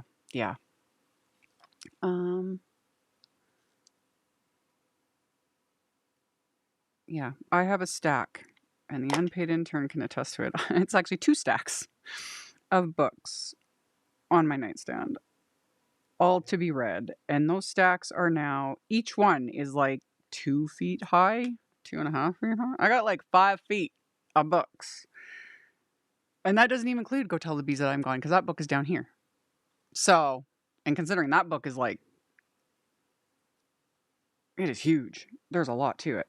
Yeah, I have enough to keep me occupied for a very long time. And I will. I read more in the summer usually. I was planning to read more this winter, but I got a lot on my plate. Life has been chaos. Okay, there's that little part of the wing. And like everything, you can do whatever you want. You know, you can choose how you want to assemble them, and you could leave it like this or add another piece. There's multiple pieces in this little die set. It's super cute. Has anyone entered the world of Book Talk? No, one, I don't even have TikTok. I stay away from that site that app. I'm not a fan of short form content. Anything worth seeing on there, people repost elsewhere, and then I see it, and I'm okay with that. And things like Book Talk, I could go on a very long rant. That type of short form content, they're not everyone, and I'm not naming because I don't even know who's all on there, but there's a lot of weirdness that's like ruining hobbies. And what I've seen of Book Talk and the whole, it's turning into like just collecting of books, not actually reading. And people are gatekeeping. And I saw there was a bunch of drama because the end of the year, and it was like, I read 100 books. And people are all like, no, you didn't. Ugh. And it's like, when was this a competition? Like, just read something. I don't care what you read.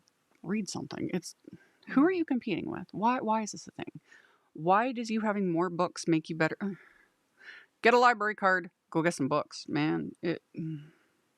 And it's the same thing. Coloring talk. I'm aware of the things that go on, and it's turned into rampant consumerism and competition and gatekeeping, and Remember when hobbies used to be fun? yeah, that's why I stick to what I like to do.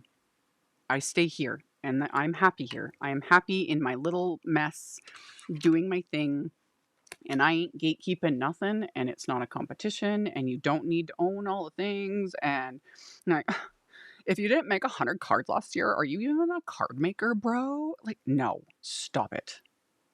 So yeah, there's my thoughts. What is Outlander about? Oh, if you've never read Outlander, if you get into it, you are in for. I honestly don't even have words. Maybe someone in the chat can describe it better than me. And I kind of stumbled upon Outlander, and I started reading it, and I just within like the first chapter, I was in it. Love it. And then when I discovered, oh, there's several more books, and it's like this is an entire series. Oh, love. Okay, I mixed that brown and the blue again. Very dark, like less water, more color. Just to have enough for their little beaks, and I'm just painting that on right there, just like that. I'm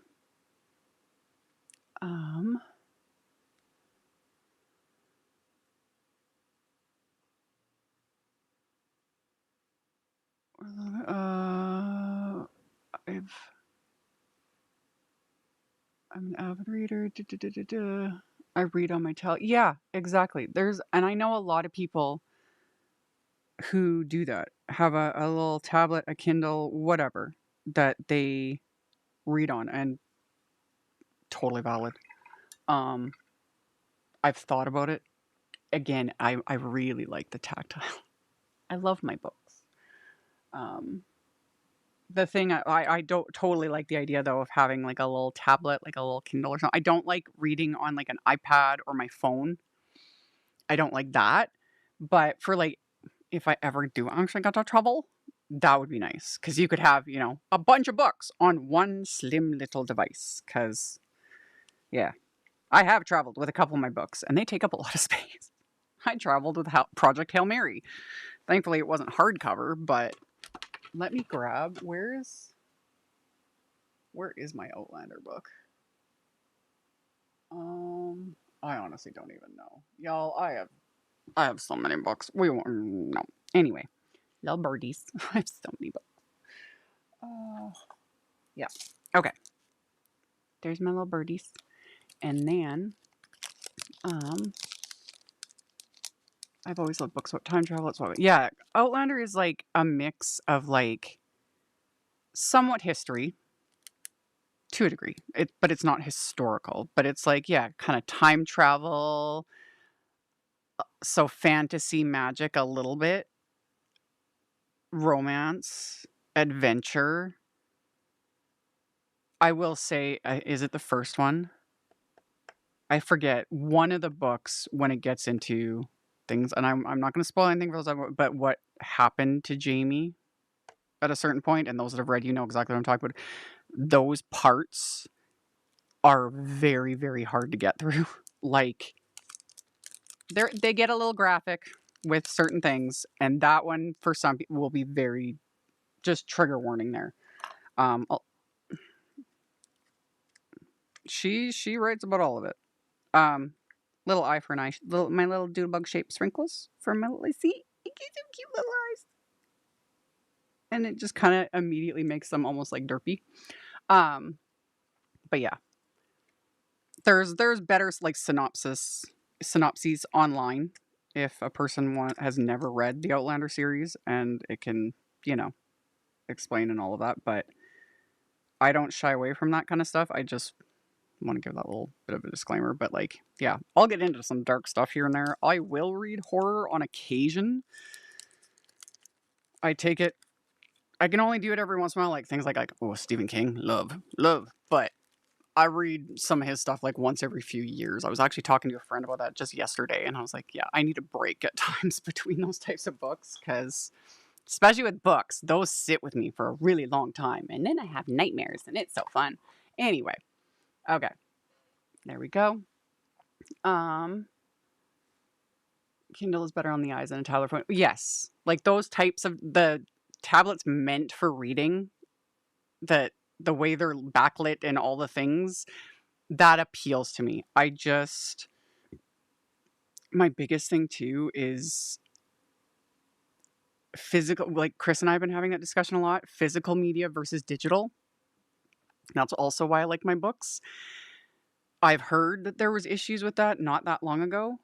I forget specifically with which platform. I think I might have on Amazon, but like people that have purchased like digital versions of books, and then something had changed and a lot of people lost like all their previous purchases. Like I would riot. I would riot.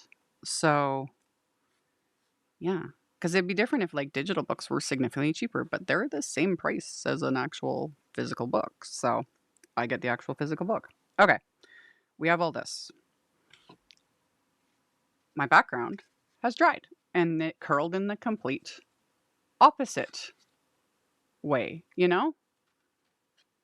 Do you have a link on the silicone spoons? Oh yeah, it's linked in the supplies. I am 99% positive I already had it in there. Yep, it's in the supplies already. It's that little doomahickey. Yeah. It's there because I am planning on using it when we get to the actual splatter. I needed to fix their little beaks. Oh, I didn't zoom in. Aren't they cute? And they're from the little, it's linked, but these guys are from the little, whoop, and I'm losing pieces. It actually die cuts all four little birdies. So all the pieces for these two, I just stuck back in the package, which now fell out. But they're just cute. They're just cute little guys. So, yeah. And this set came out a couple years ago, whenever. I don't remember. Yeah, 2 or 3 years ago. So, I've used them before in previous videos. And now I've got just 2 little birdies. Okay.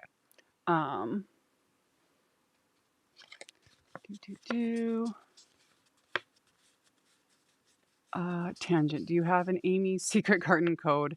I don't have a code yet. Just y'all stay tuned. That was announced officially recently. I am one of the instructors for this year's Secret Garden Retreat. I told you I had things coming out this year. I do not have any, concrete info. They announced the dates, and then it's like to be officially unveiled, and then there'll be like codes and yeah, all that kind of stuff. We'll get to it. Okay. So I'm just gently kind of doop. Okay. So I want to emboss this because, like I said, I was in this sort of wintry theme with this. Do you need to do this winter? No, you can do whatever you want. But I'm using the little Cheery Snowflakes embossing folder, and this paper is larger than A2, and which is fine because I will cut it down when I get to it. But I'm going to run this through, and with Simon Says Stamps embossing folders, I have this little graphic. It's this one. Yeah. So with Simon Says Stamps brand, because Embossing folders vary by brand. I've had a lot of discussions on this, but if this is new info to you, there is no industry standard when it comes to embossing folders in terms of the actual size of the folder. So some will call them 3D, some call them 2D, but again, there's no actual understanding. It varies by brand. They do different sizes, different thicknesses, whatever.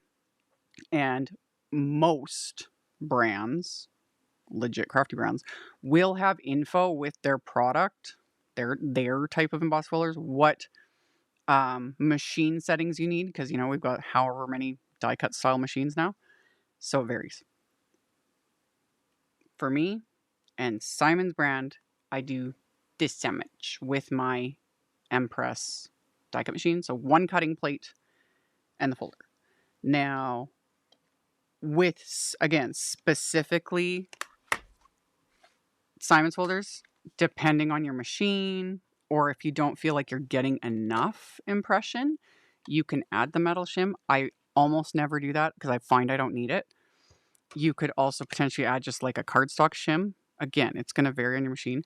The thing to always remember, regardless of what machine you're using, is don't force it.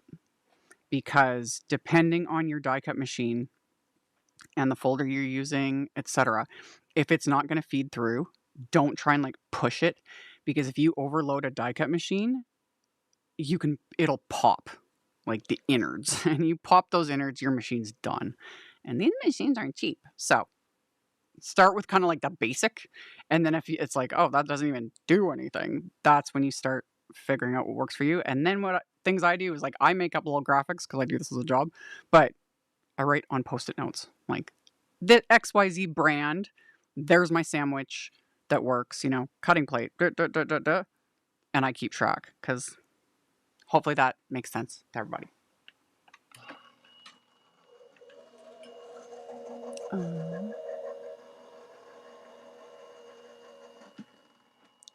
Okay, and then back to my, where's my face? It's here somewhere. There's my face. Hey, I was so happy to see you teaching. Thank you. I was excited. So, just simple. Like, I didn't want it to be, that's why I chose this embossing folder, because it's not super heavy involved. I just kind of wanted that like hint, in the background without it taking over, because I'm adding a lot. We got all kinds of die cuts. Of course we're going to add splatter, all the things, Okay.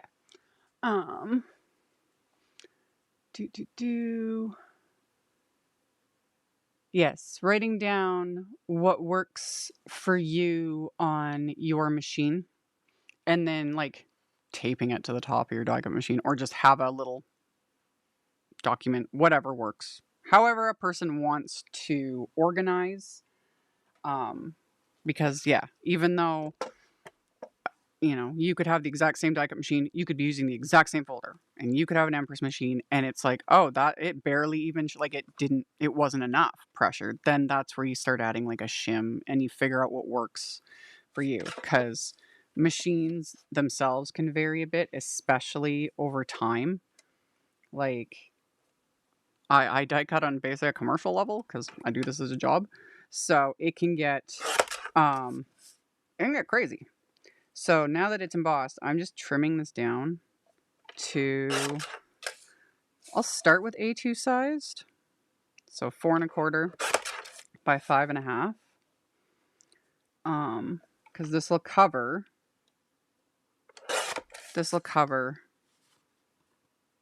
my card front. Yeah, that'll work. Let's do that. Let us do that. So we got that. And then I plan on, I have so many things I plan on doing. Oh, that was the other thing I was going to do. Am I still going to do this? Yes, I think I am. Like I said, y'all, I had like some rough ideas in my head. Okay. So I have that. I've got my little mushrooms that I was going to do this one there. That one's going to go on the inside. I got like this little dude. Got some random little greenery bits. I plan on having like, again, there's a method to the madness. What I need is just some really thin cardstock. These ones I think are too thick. I need some. This'll work. Just something thin. And the only reason I want thin is just so it doesn't add a bunch of bulk. It's just some white cardstock. Any cardstock's gonna work. Where'd you buy your Empress machine? If you are in Canada, several retailers do ship that machine. Like Simon Says Stamp does ship it to Canada. There is an extra surcharge because it's a big machine and it's heavy. Another option to check into would be like the shopping channel in Canada. They do get it in every once in a while. Yeah, it's for us Canadians, it's not easy to get the Empress. It took me a good chunk of time budgeting and a couple years to get my hands on it. And I'm glad I did. Okay. I used this in, I think it was just last week's live. Yeah, last week's live. This is just the vintage love notes. I really like this little music stamp. So I used this in last week's live. I've got this stamp and again, just a rough idea in my head. We'll see how, like I said, we'll see how this turns out. So this is just cozy ink. This is like a very neutral, brownish gray sort of color. This doesn't need to be perfect. I just want a background that I'm going to die cut. So I'm just going to like that. And it doesn't need to stamp perfectly. None of it matters, in my opinion. I just want a bit of a background with this. And that should be enough. But you know what? Just because I've got it out, let's just do one more. Okay. So I've now created a little bit of a music-y background. And where are them snowflakes? Where are them snowflakes? They're around here. There we are. Try not to knock everything else over. So then I'm going to die cut this with these Splendid snowflakes. So obviously you're not going to see a whole lot of the music background when they're die cut, but that's okay. That's okay. So I'm just going to stick that in there. Get that like that. Stick that on top.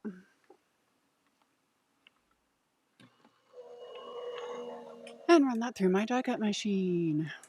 There we go.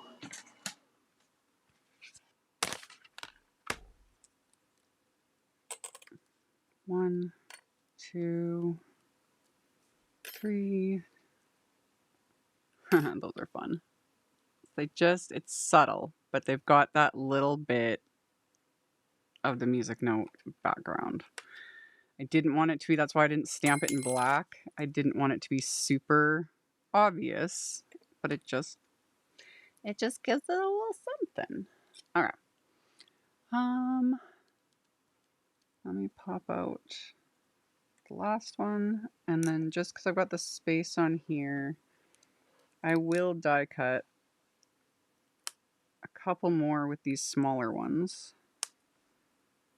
Just because I don't know yet. I don't know yet if I'm actually going to use them, but at least I'll have them.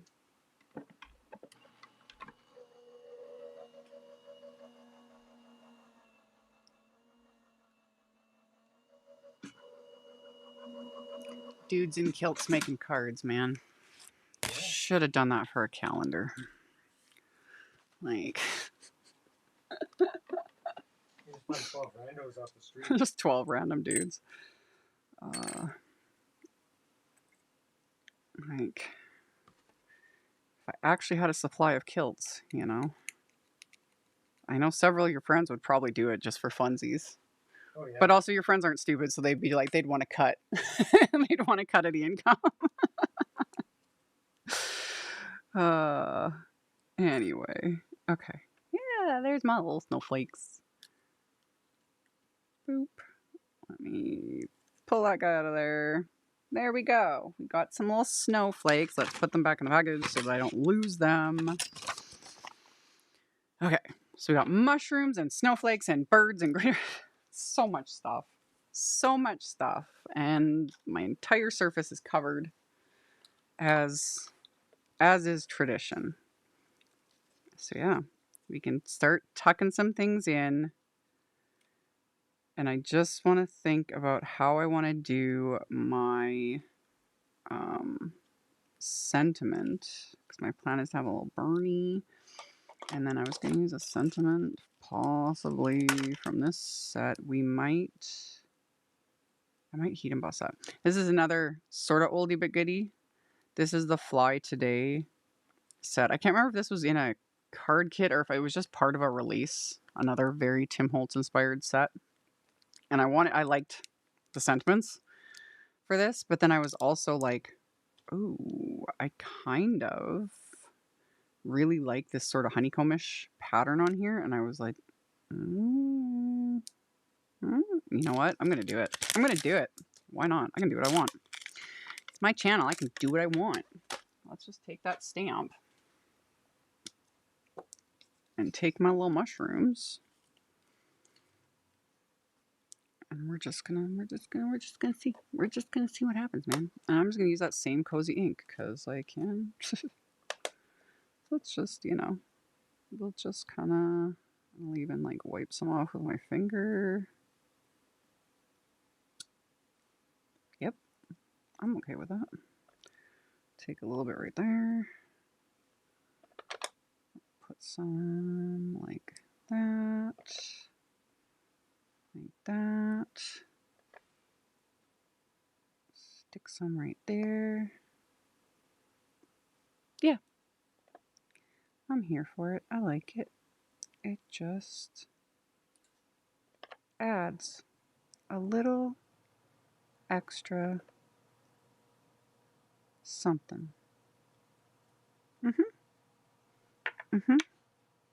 Okay. Let me wipe up that little bit of ink. And then I'm going to take... Do I want to add anything else? I don't think so. I think that little bit was more than enough. Let's wipe this off with my hands because I genuinely don't care. So I've got all my little mushrooms, all my little bits of greenery, and let's just start committing to all of this. So we've got that. Let's just commit, Let's just commit.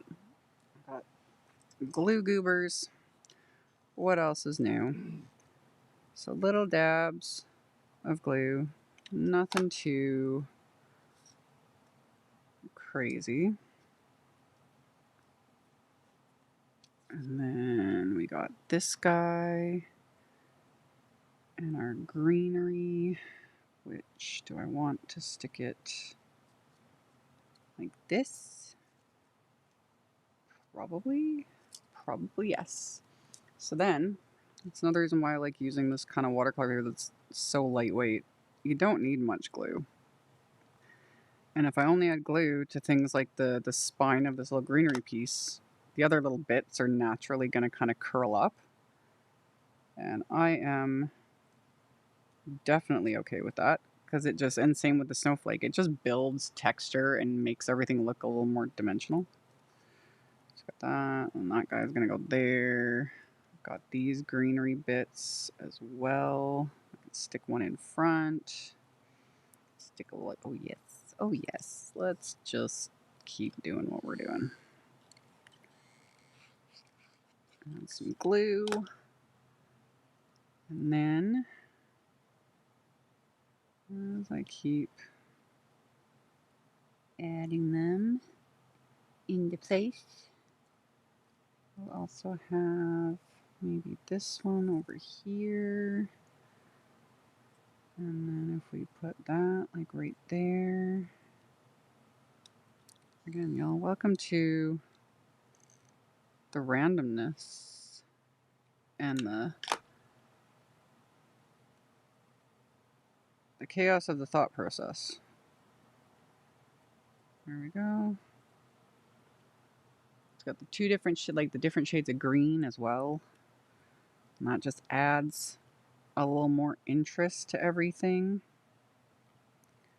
Tuck that little guy in there. In fact, we can also, I can tuck. Where'd my scissors go? There they are. Okay.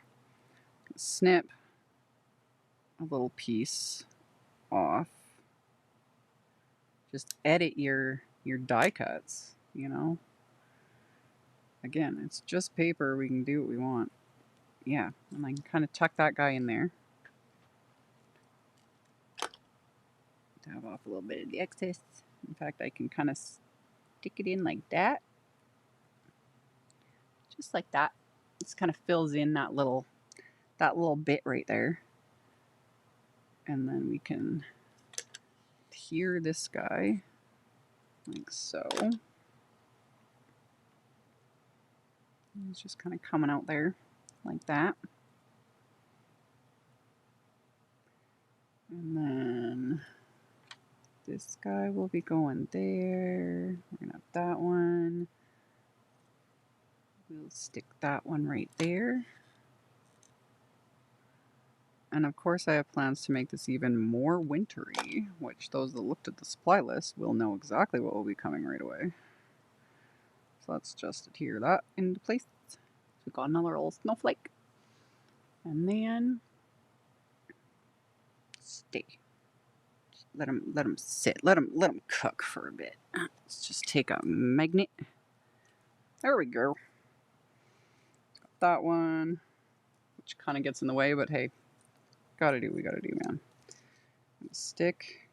Then he's gonna be sitting on top of a little mushroom. You know, he's just chilling on his little mushroom, and we'll have maybe a bit more greenery. Ooh, we'll stick a piece in there like this. Like that. So move that out of the way. I'm just gonna go like that with that one.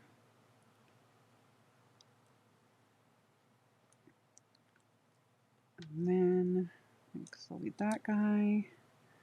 We still have some little squiggly bits that I could add in if I want, which I kind of do. Just want to trim off that little rough edge I left. There we go. See, that still works. And then I can kind of like, yeah, I can tuck that in there. Do. Like this.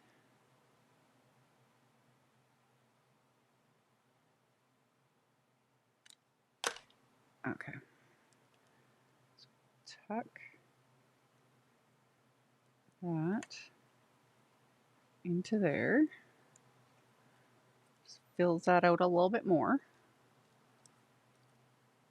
And then we can stick a little snowflake right on top of it. Just because we can.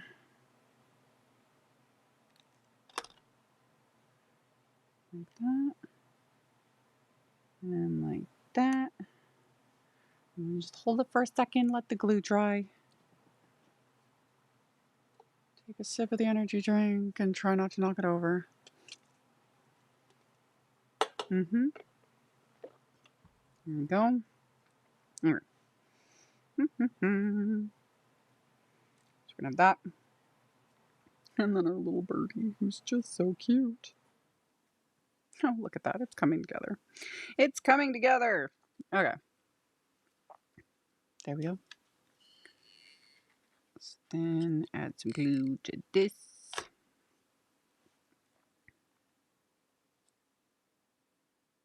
Like that. And then our little birdie, he'll be sitting there just like that, you know, just being all adorable. Him, I'm probably going to add a little bit of foam tape just to even out. These pieces are going to go on the inside. Potentially this one. We'll see. We shall see. So we've got that. And that. Oh, and this guy wanted to be a bum. Just add a smidge more glue. Put him back where he belongs. Like that. Okay. I didn't realize how much I like the colors in that watercolor set till now. Oh, there's so much you can do with it. Sometimes having a bit more of a limited palette, and I get that. Like when you just look at just the colors, it's like, you know, I wish I had this, but like, I got that green by mixing that and that, you know, and like, I got this much warmer brown by mixing that, and a little bit of the red, which I showed earlier. And then I got that more Payne's gray by mixing that and that. Like, yeah. So many options. It's kind of never ending. I just need, oh, there we go. A little bit of Big Mama foam tape to stick on the back of my little birdie. So that he's got just a smidge. It's not so much about the dimension, but it's more because I've got so many layers now of die cuts, and this will kind of just even out things a smidge. So, oop, get out of there. So we'll pop him right there. So we got a little birdie sitting on the mushroom. And then, oh, to make it more wintry,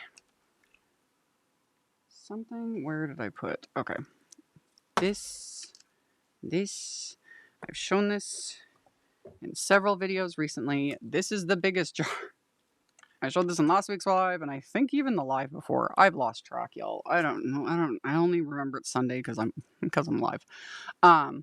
Snowflakes. Talked about it a lot. It's just a very gritty, very white texture paste that looks like snow. And this, again, this is the biggest. This is the 16 ounce. There is a 2 ounce, a normal, and a 4 ounce, like normal size. When I originally ordered this stuff, I wasn't even thinking. And then I get this like massive container of paste. So I'm trying to make a point of using it. And it's going to take me a very long time to use this up, which is also why I press and seal. All my paste, I keep press and seal. And then I like just using a brush. This is just a cheapo flat filbert brush that I use. The only thing I will say, regardless of what type of paste, anything, if you're going to use a brush for it, use a brush that is cheap, that you are not concerned that it'll get destroyed. I make a point of washing this out very, very well, but if any of this paste dries in this brush is trash. So you could also use a little palette knife. I just have more control with a brush, and that's what I prefer. And I just kind of dig it out like this. And then I'll zoom in a bit. I should be able to, hopefully, without wrecking anything. Okay. I will zoom in a little bit. There we go. And then I take the paste and I just start kind of tapping it on wherever I want the little snow effect to kind of be. So we're just going to sort of build it up, and you can do layers of you can do whatever you want. You can do whatever you want with this stuff. You do it like that. There we go. And I just kind of do. And then it just gives it that little frosty, snowy look. So I'm just going to add it. Just wherever. Yeah. Wherever I want to. Just do like that. Trying to get not quite that big of a blob. Go like this. Are you laughing at me, or are you laughing at whatever random stuff you're reading right now? Yes. Thanks. Thanks for the moral support. Very moral. Yeah, so moral. I'm loving your coloring. Are you? I'm not coloring right now. Whatever you're doing with The paste.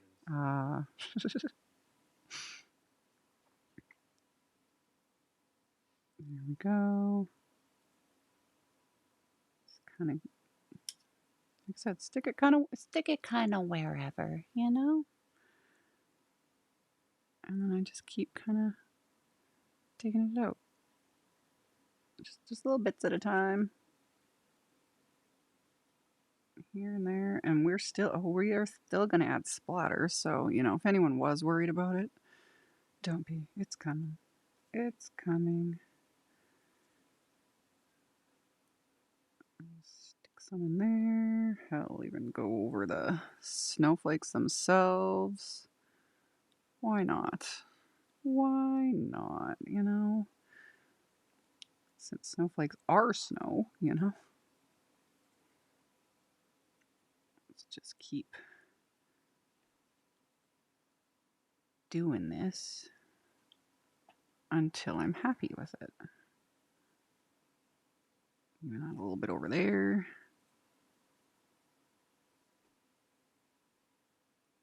Add a bit there. I'm not going to add any on the bird. I've talked about this before for whatever reason. Like, he's just resting for a little bit, but he's not covered in snow, and he's warm, he's cozy. We're not worried about him, you know? He's just stopping for a minute before he flies off. A few more little chunks here and there, just because I can. There we go. This will give it even more texture. More texture, and you can put some along the bottom if we want.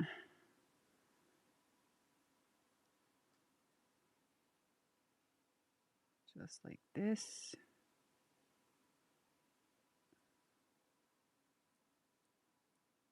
And let me just get a little bit more. There we go.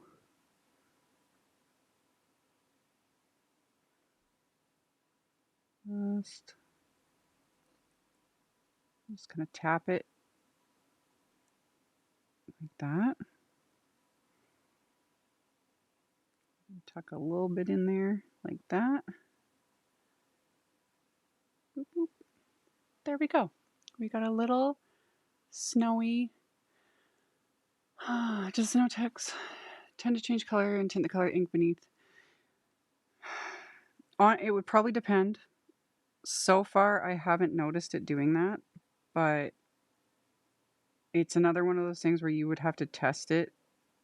If you did something that was, say, very heavily inked, like say you did a very heavily distress ink, distress oxide ink, etc., like very color saturated, and then you wanted to add a paste like this, you would just have to test it to see, because the thing is, paste is a wet medium, and different pastes do different things. They are sitting on the surface, and you know, while the paste is sitting there and drying, it's just not like it'll start to absorb if that color is water reactive, which most of what we do is. And a lot of pastes do change color. This stuff, I haven't noticed it do that yet, but I also don't apply it very thick. And for the most part, other than like right here is where, you know, I applied more color. But for me, I'm applying it thin enough that it dries pretty quickly too. Like if I globbed on, it might tint a bit, but this stuff does stay pretty white. I just, depending on what a person is doing, I was like test it to see. It really does just sort of depend. Okay, that's good. So I scrape off it, like try to remove as much from my brush as possible, because this stuff is very, very white. And then yeah, seal up my jar really, really good, and then I seal it up.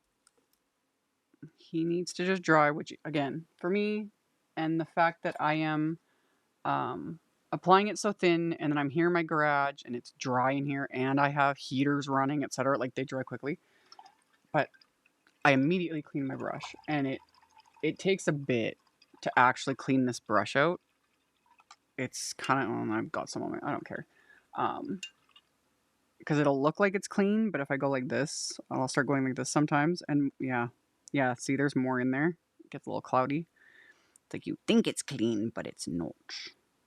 And I showed this in the last live when I used it too. It's like, oh yeah, no, it's still full. So paints and pastes and all that, if you're using brushes with them, you just got to make a habit of cleaning them out really, really well. And when I say paints, I mean more like acrylic paints, like things that dry permanent. You don't want to let that dry in your brush, because those things, once they're dry, they cannot be reactivated by water, so then your brush is ruined. And even though this is a cheap brush, I like this brush and I don't want to wreck it.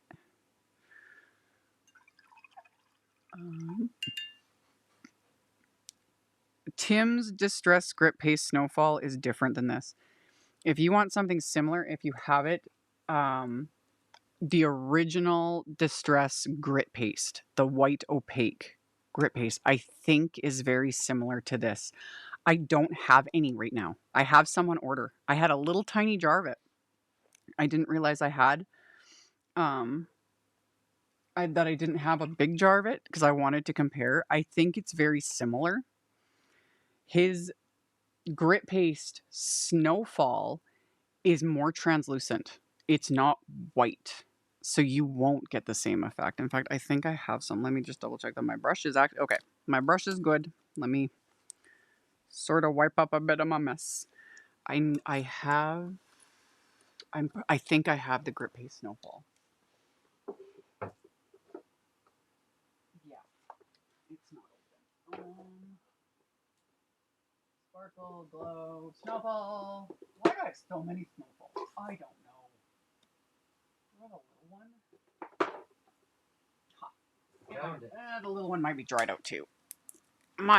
This one's probably dried out. Again, do not collect pastes. Don't hoard them, don't collect them, they don't last forever. They will dry out, even in the container, even when sealed.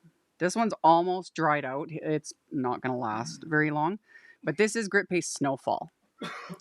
And it's a little more translucent. So if you want like the white effect, you want the Snow Text, or like I said, this original Distress Grit Paste, just the OG opaque white matte. But again, this little container is completely dried out. It's dead. And I was like, no, pastes don't last forever. So, and then the Grit Paste Snowfall, it's more translucent and it has the littlest bit of sparkle to it as well. It's really pretty, but this looks gorgeous on things like when you have a die cut like window. You can apply this on acetate. Tim has shown like using this, and it's really pretty. It's a different look. It's a different look. It creates a bit of a different effect. But yeah. Yeah, it's kind of clear and frosty. Like I consider Grit Paste Snowfall, yeah, like Leah calls it, like it gives more of like a frost look, which is really pretty. It is really pretty. It's just not as white, but it's more that frosty look. Whereas like this or the original will give more of that white look. So it depends on what you're trying to create. But sealing up your jars, and also don't collect paste. Use them. I have some. I don't know what. I have like 2. I think because I ordered, not realizing I already had some. So I have like 2 or 3 containers of Snowfall Grit Paste that I need to use because they're gonna go bad and dry out, and then I'll be sad. Anyway, I need to clean that up.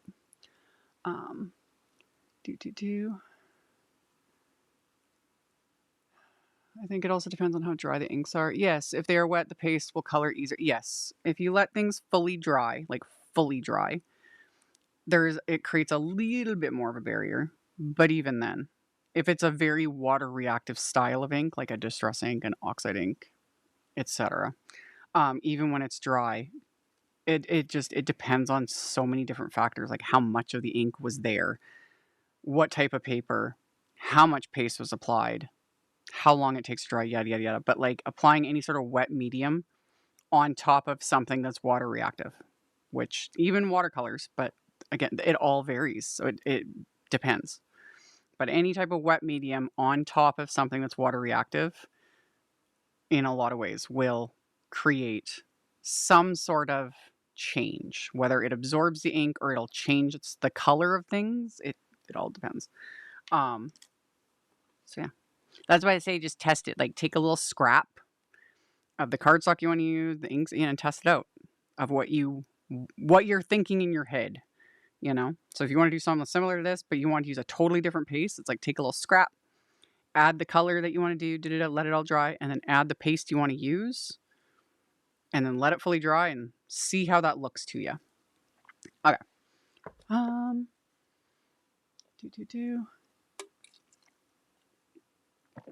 When I notice mine's starting to dry out, I make a bunch of backgrounds so I don't waste it.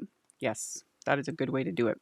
You know, when you start seeing that your paste is getting to like end of its life, yeah, make a bunch of backgrounds, or depending on the type of paste, do a bunch of die cuts and add some paste to it, or yeah.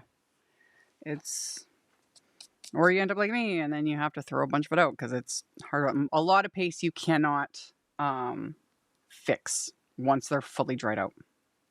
Like this little guy, he was dried out. I had him sealed, but he is like basically done for.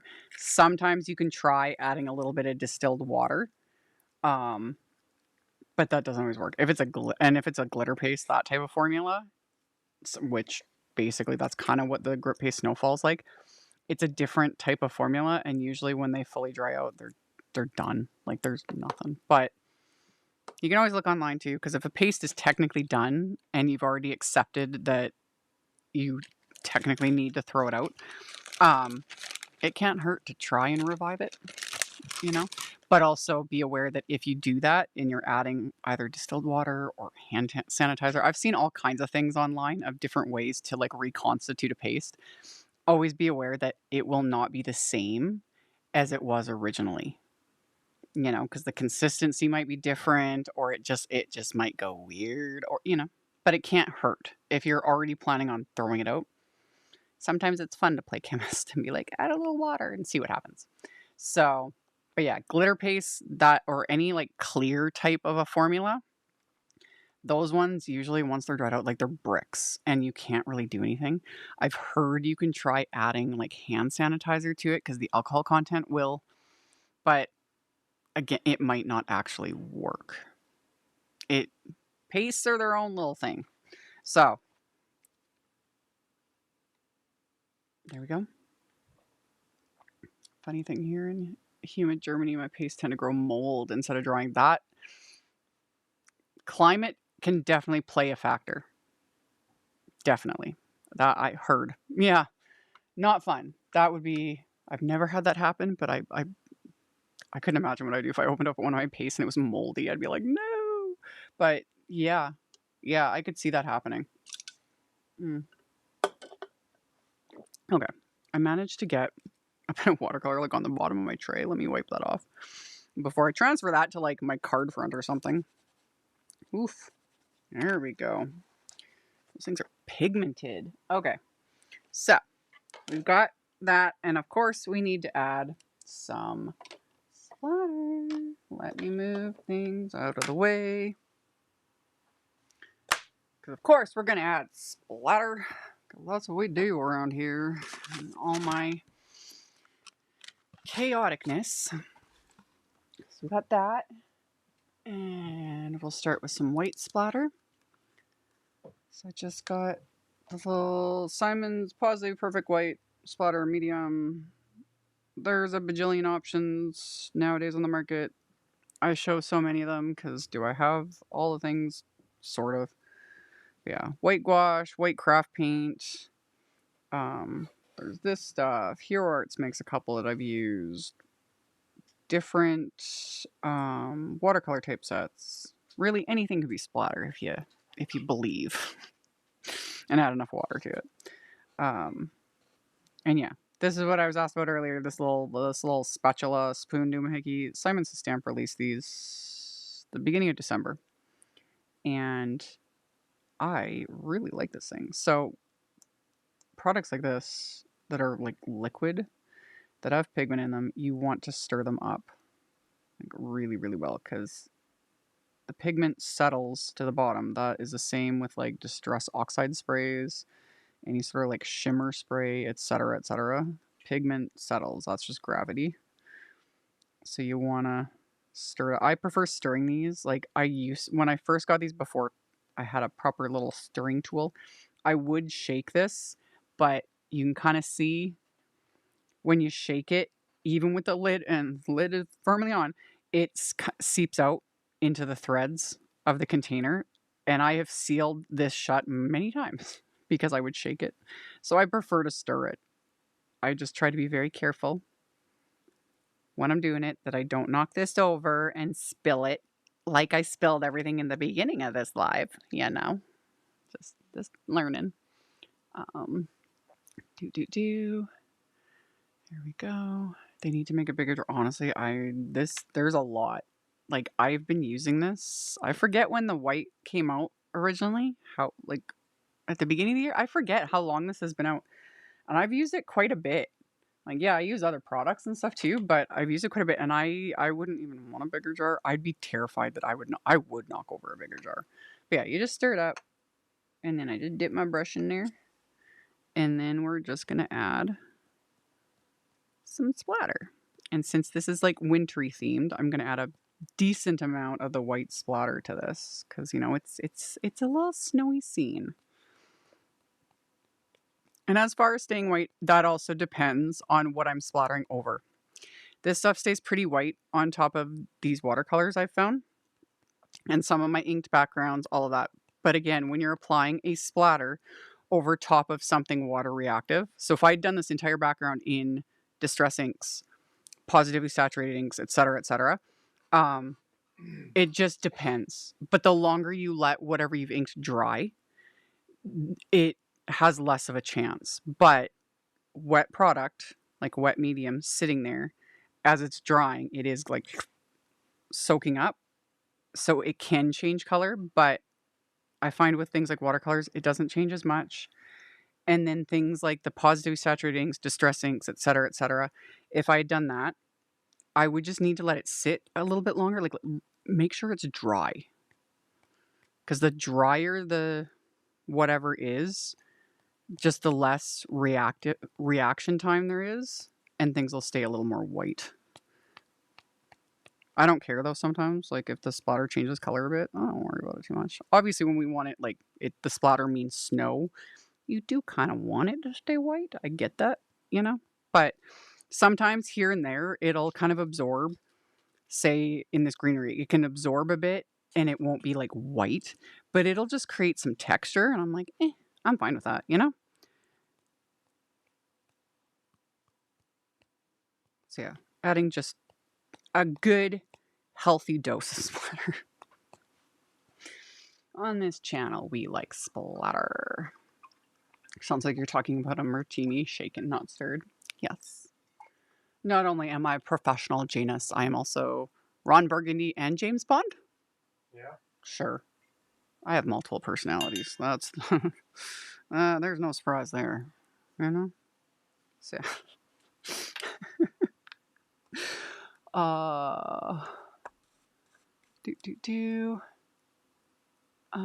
so that was that one, and then I am gonna add a bit of black splatter, which I know freaks people out, but I like it. I like it. I like adding black. Okay. So this one, I'm even more careful with this one. The Positively Perfect black splatter, also liquid. This stuff is very pigmented, very staining.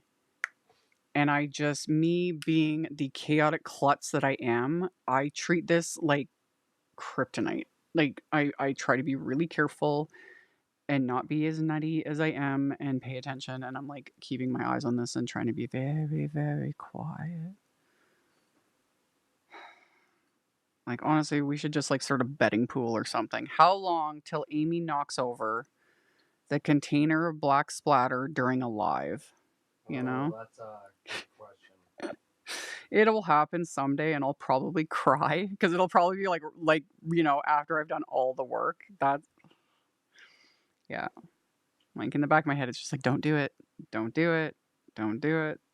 So I'm sure it will happen at some point, and it will suck, and I will cry, and then I'll get over it, because it is just paper, but, you know, it would suck.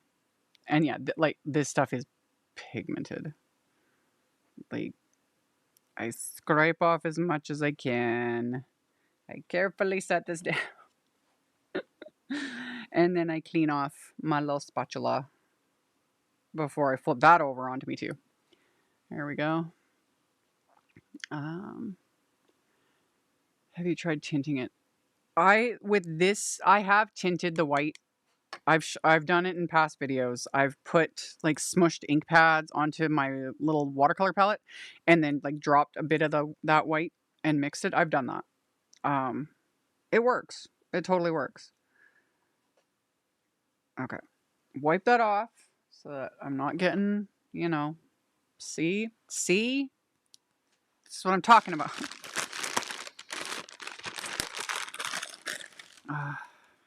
There we go.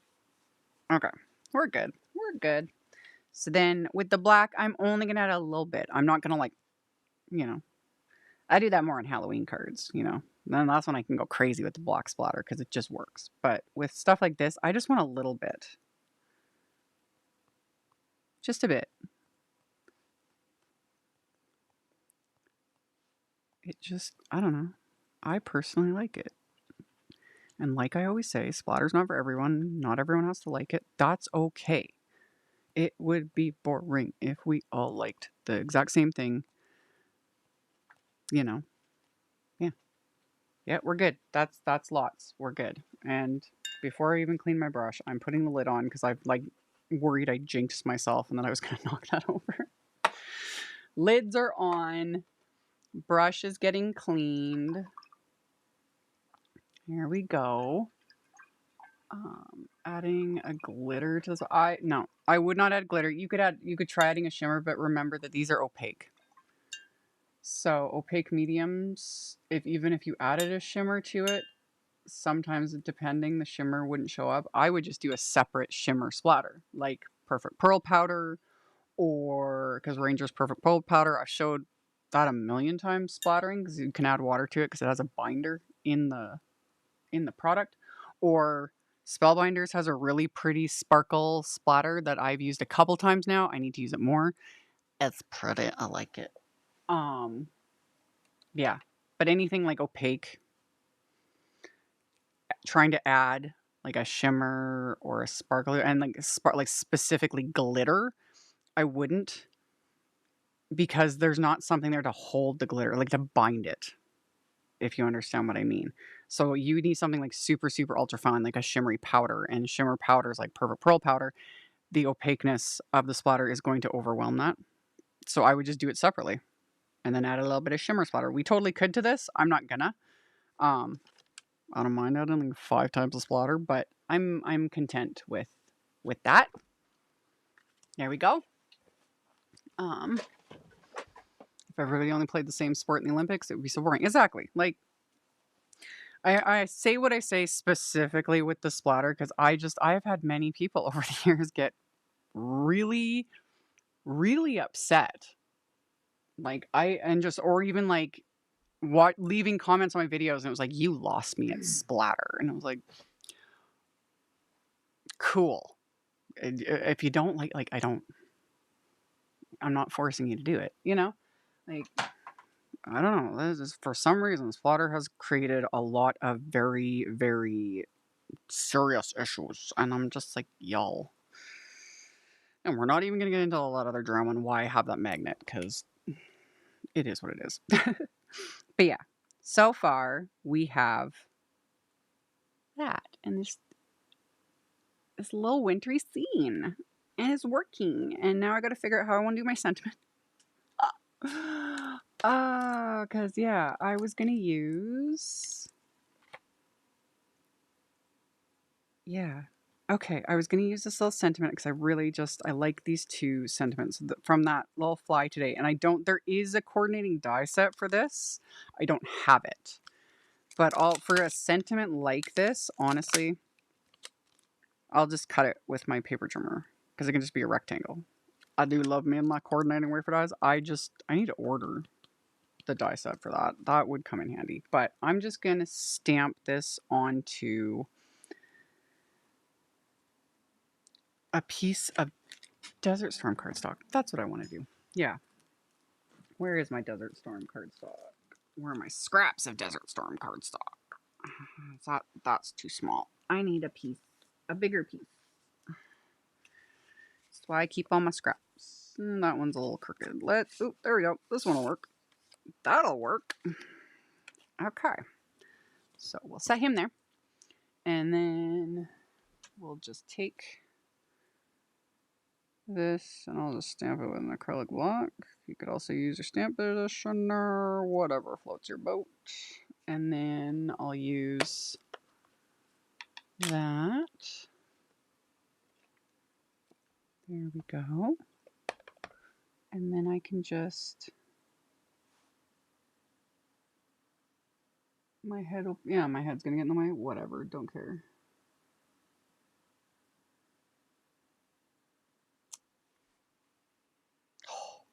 Does it always happen perfectly? No, especially not on a live, but I'll take it. Like, sometimes the joys of editing, because I get those comments to you every once in a while, they're like, I wish I could do things as neatly or as quickly or whatever it is. And I always try to remind people, I was like, y'all, this is all smoke and mirrors. Not necessary during a live. You guys get to see the chaos during the live.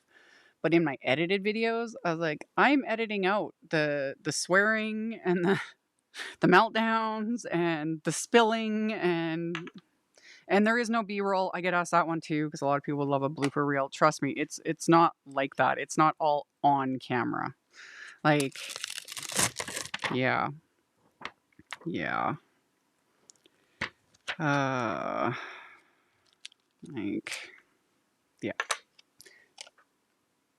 Love it. Okay, that worked. So I can trim this guy down. Just kind of making sure I don't gonna let all that splatter dry. Most of it is dry at this point. So just gonna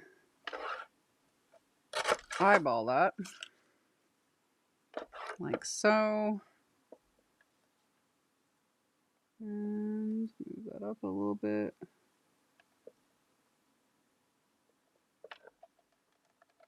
Make sure everything's straight, holding them down. There we go. Did I cut that straight? It looks like I did pretty decent. Okay, there we go. So, this little guy, I think I was gonna like kind of tuck that in there. I had thought about adding some twine to this, but do I even want to? I kind of still do, but how do I want to? No, I'm going to leave the twine off. We don't need the twine. We don't need it. We don't need it. But I do want to add that with a little bit of foam tape. Okay. Stick that there. Take. Is that going to fit? Just. Love that. Cut it just shy. Just shy. There we go. There we go. Okay. So then, love the stamp set, great for collage. Yes, those that are into the more like sort of mixed media style, etc. It is very good. Like I said, it's very, very Tim Holtz-esque. I think he had input in some of these sets, and that's why they look the way they look. Okay, so I got my foam tape, and then I'm gonna just kind of nestle that in there. Make sure he's straight. Just like that. There we go. So there's our card front. Now I need a card base. Because, you know, that would help. I'll put that base. You're a nerd. Oh,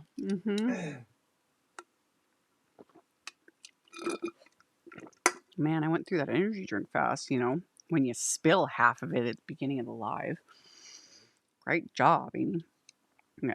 First, making sure I cut this to cover. Yeah, this will completely cover my card base, which is A2 sized, 4 1/4, 5.5 inches. And on the inside of my card, I have the little extras. My little extras that I still have a few bits of. My little birdie. We'll add him too, and Snowflake, because why not? All those little bits. Kind of go like that. And then I wanted to use that sentiment because I don't know, it just spoke to me today when I was digging through all of my stuff. So what I'll do is do that, and then I can stick. Yeah, okay. And of course, you can also use the doop doop. There we go. I know, right? That little honeycomb stamps in there. That just kind of worked. It just kind of worked. There we go. Let's see if I can do this again.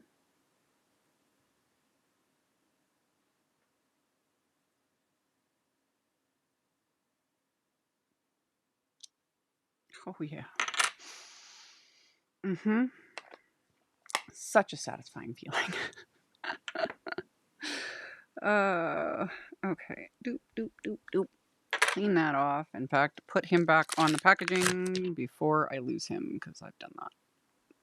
There we go. And yes, this could also be its own little card front, because sometimes that's what I just end up doing in my, on the insides of my cards.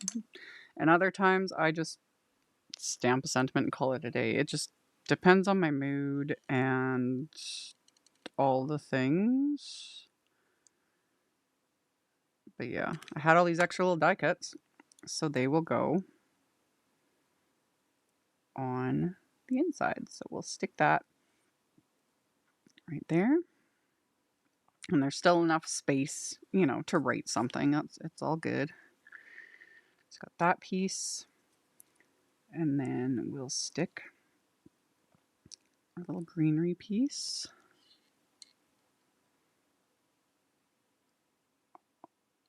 We'll just hide the base of it underneath the stem of this little mushroom here. So that'll go there. Like that. There we go. Free range stamping. I know, right? I'm old school, man. Like, when I started stamping, we didn't even have clear stamps, let alone stamp positioners. It was all just a rubber stamp on a wood block, so you didn't even know until you lifted the stamp whether or not you did anything, you know? Okay, and then we got that one. Maybe I'll move him over a little bit. That'll work. That'll work. Got that on there. So we're gonna have that one like that. So then we can stick this one like that. And then he's gonna be sitting there like that, just being all cute.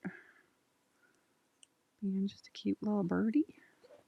Or I could have him sitting like right on. We'll see. We'll see. Let me get stuff adhered. Trying not to make the inside like too bulky. That's also why I like using like thinner cardstock, thinner watercolor paper, etc., etc. So that while this looks, you know, a lot of depth and dimension, it's still thin. And then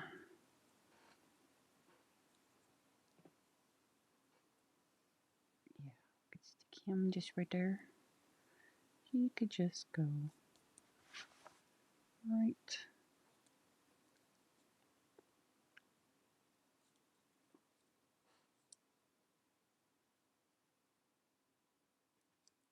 Do I want to do this? Ooh, I like him down there. He fits a bit better. He was sitting too high.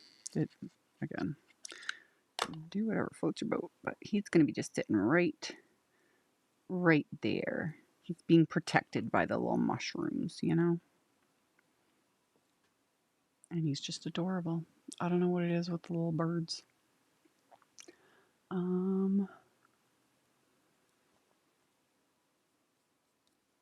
I still have this one last little.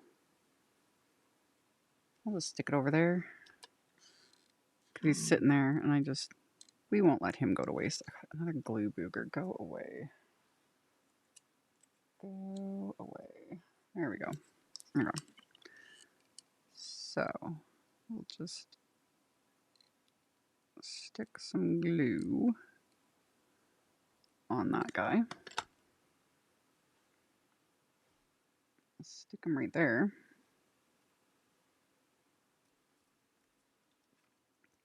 And then I can flip him over.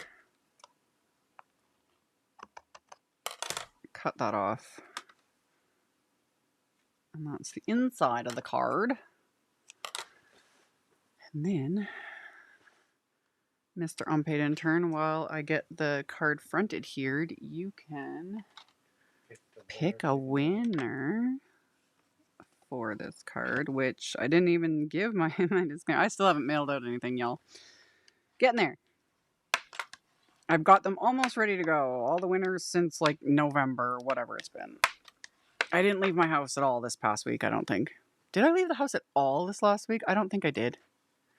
I don't think I did. He's left it to run errands and do things, but I think I've been at home working all week. No shocker, but You did not go anywhere. I did not go anywhere. I'm not surprised. Anyway. Even with the minor car trouble, you sent your kid. I did. Hey, man. Like, if I don't have to leave my house, I won't. But I will be getting stuff mailed out. Haven't lost track. Everything's accounted for. Everyone will get their cards. Just several people are going to get very, very belated. Hell, all my Patreon supporters who I appreciate so much, they are all getting belated Christmas cards. But that's kind of par from the course for me. Because it would be wonderful if the unpaid intern was actually a full-time unpaid intern for me. But sadly, the unpaid intern needs to have a real job, you know, to help pay the very real bills. Because, yeah. There we go. So I'm just adhering this to my card front. There we go. I'm just holding everything down because I got all sorts of texture and depth going on. Ooh, and a little tiny bit of glue. Want to make sure that everything is adhered. Sometimes I'll put my eventually. Yep, that's exactly. There we go. Let that sit, and I wonder, do I want to add any bling to this? Because I kind of do. That's not the right shade. Ooh,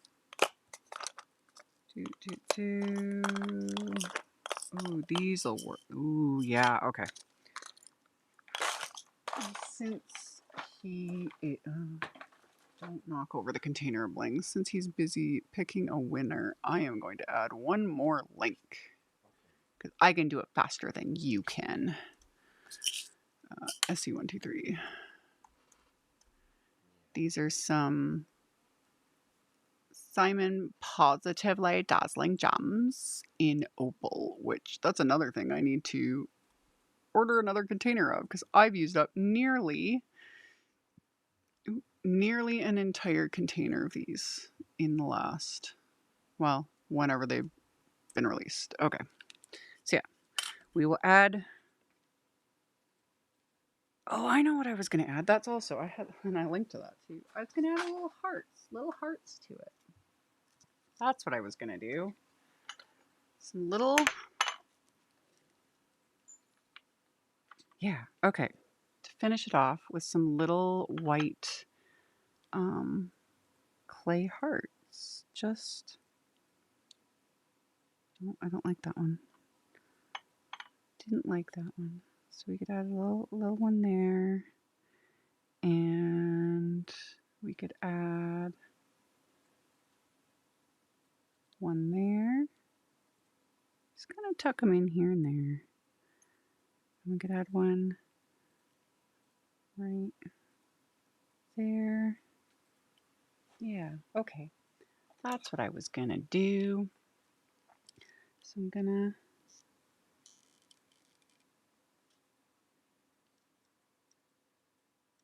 add, oop, and one already decided to try and disappear on me.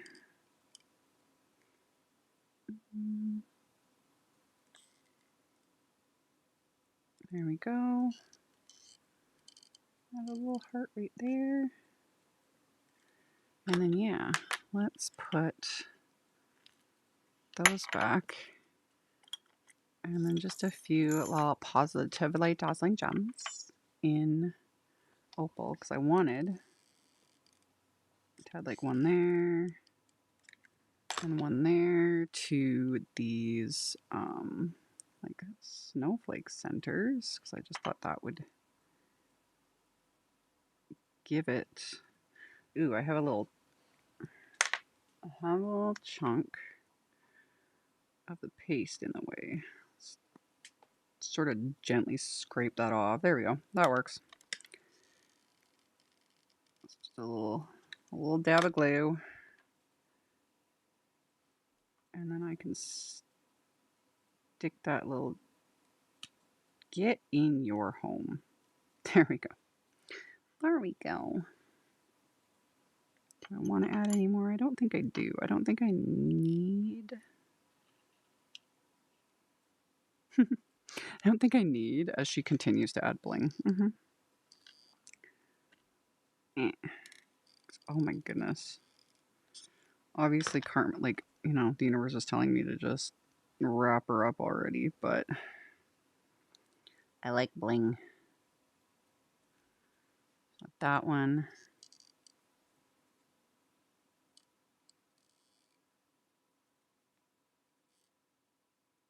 Do that, because I can add one here. And a little one right there.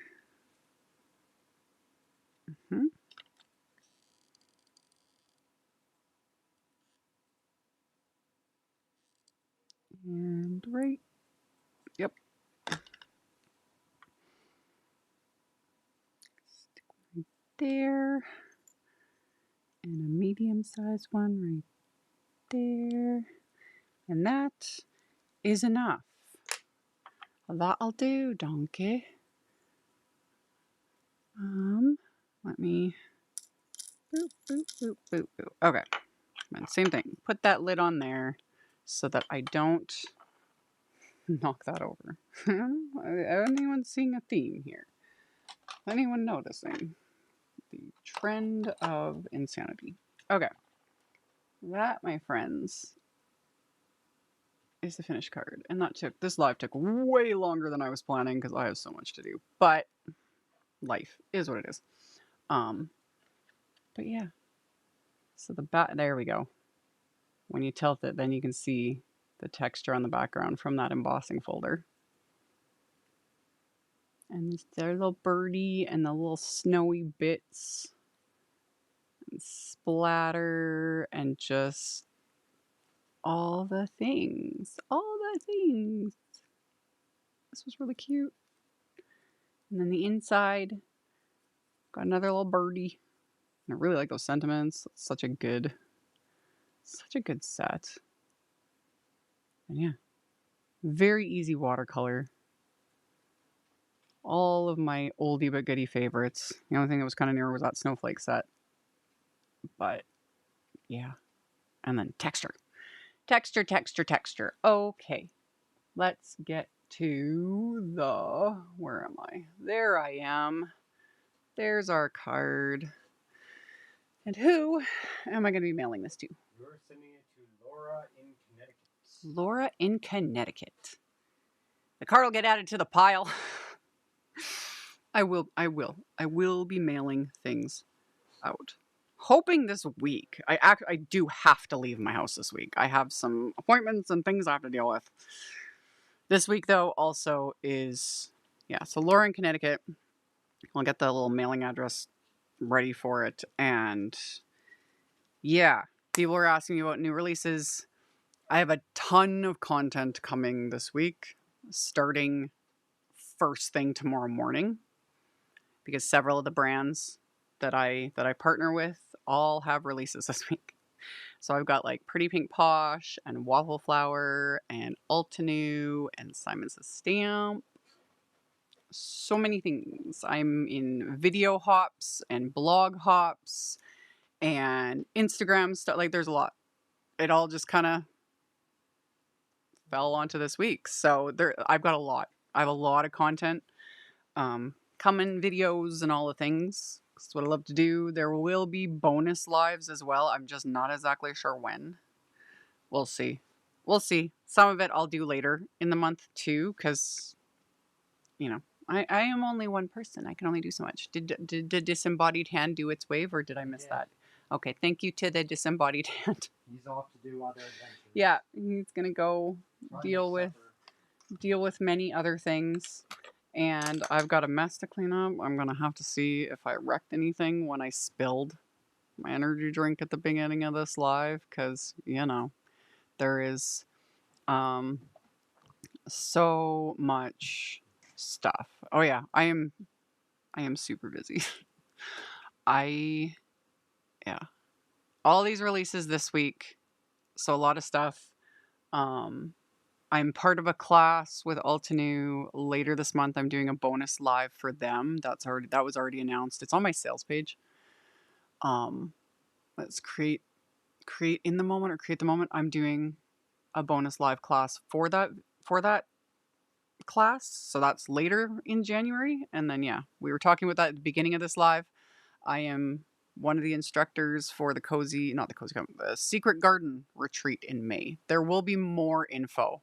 It's just been announced. There will be more info soon. And then, yeah, releases and fun things. And I've got just many videos coming. And I will do the photos and, you know, all the social medias for this stuff. And then I will get things mailed out. Hopefully very soon. I've got all the previous winners. Everything's been like addressed and in the envelopes. I still got to like weigh everything and postage and, you know, figure all things out. I'll get there.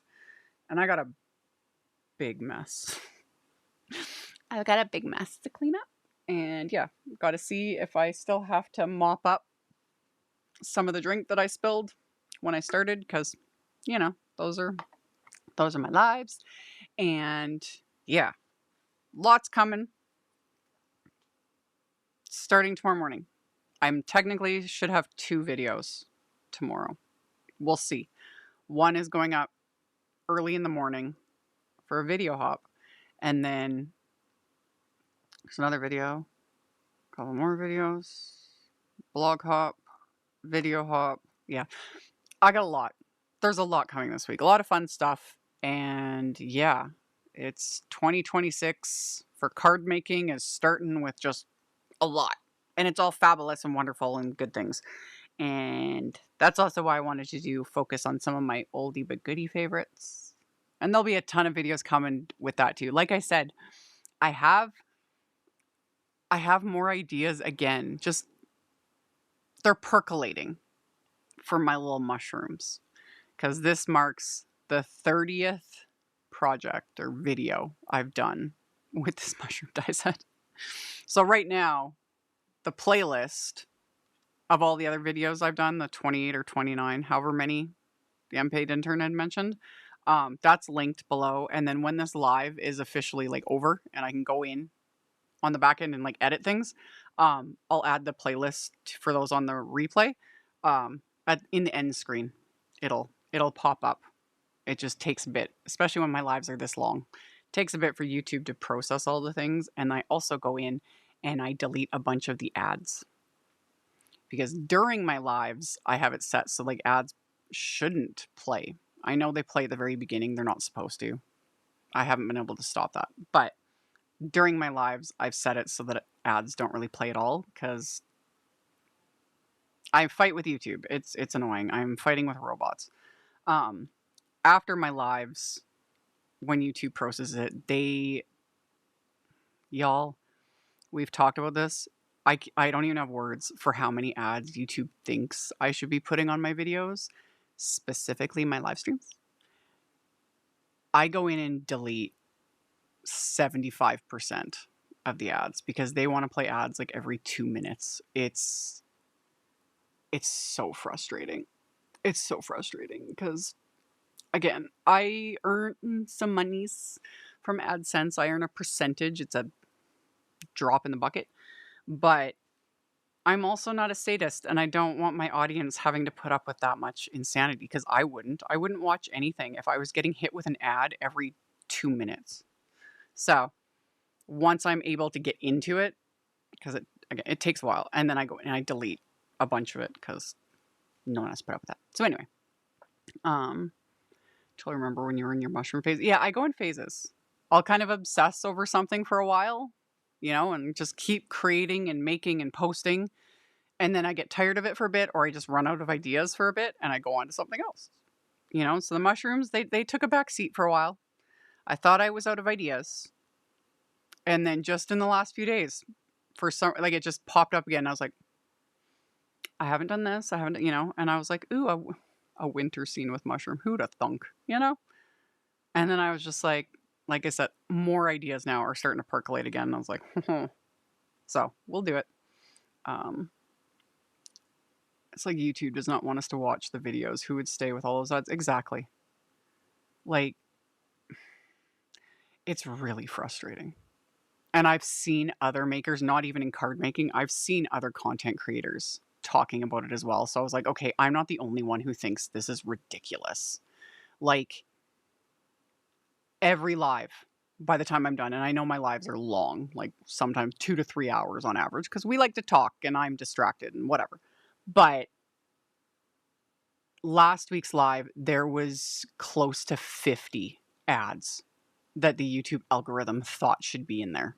Like 1 minute in, and it's like ad, like just all the way across. And I'm like, are you insane? So every week, every live, I go back in and I delete most of them because I was like, I won't sit through that, and I don't want you all to put up with that because it's annoying and frustrating and I don't like it. There's my rant. Anyway,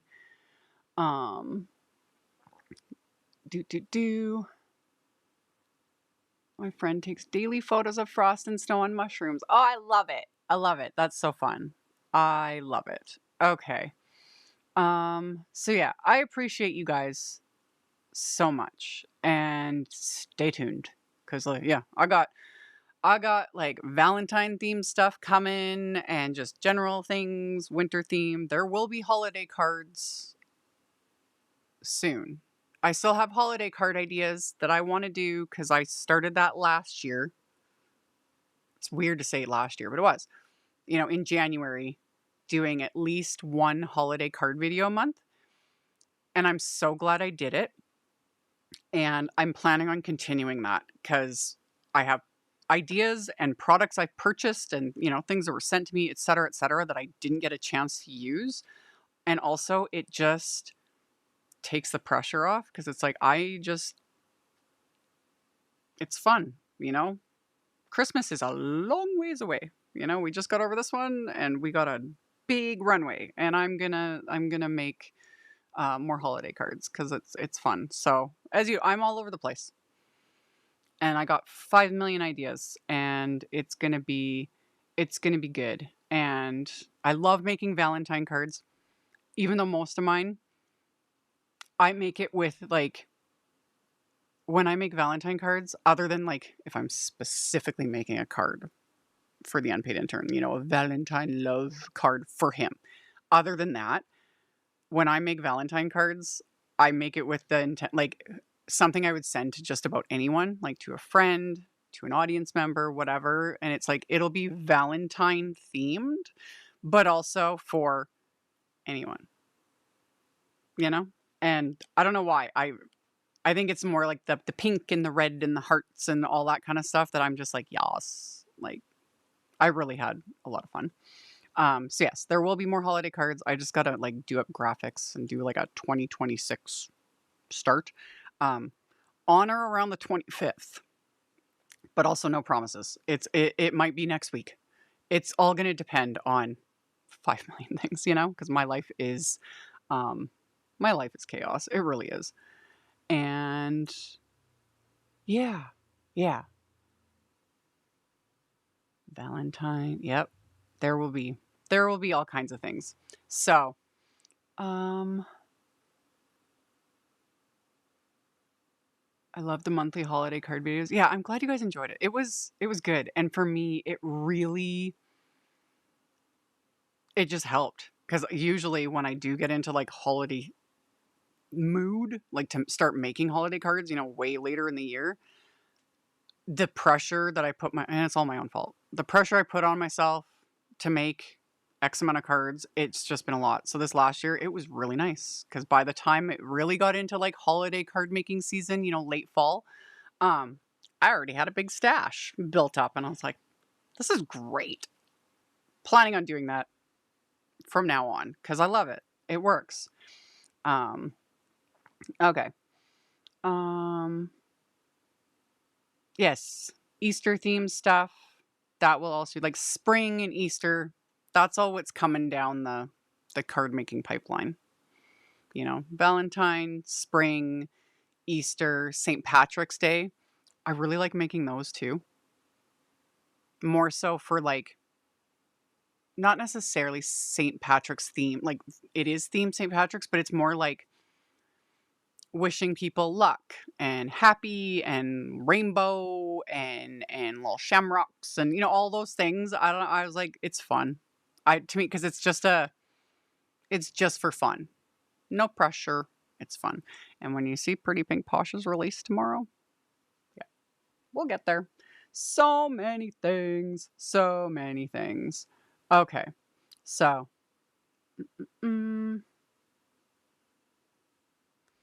scrolling through some of your older videos and noticed some things you designed for Simon Says. I only designed one thing for Simon Says Stamp, and I do not think it even exists anymore. It was a little happy birthday sentiment set many, many, many years ago. And I don't think it exists. I don't even know if I could search. I forget the name of it. It was a little mini stamp set. And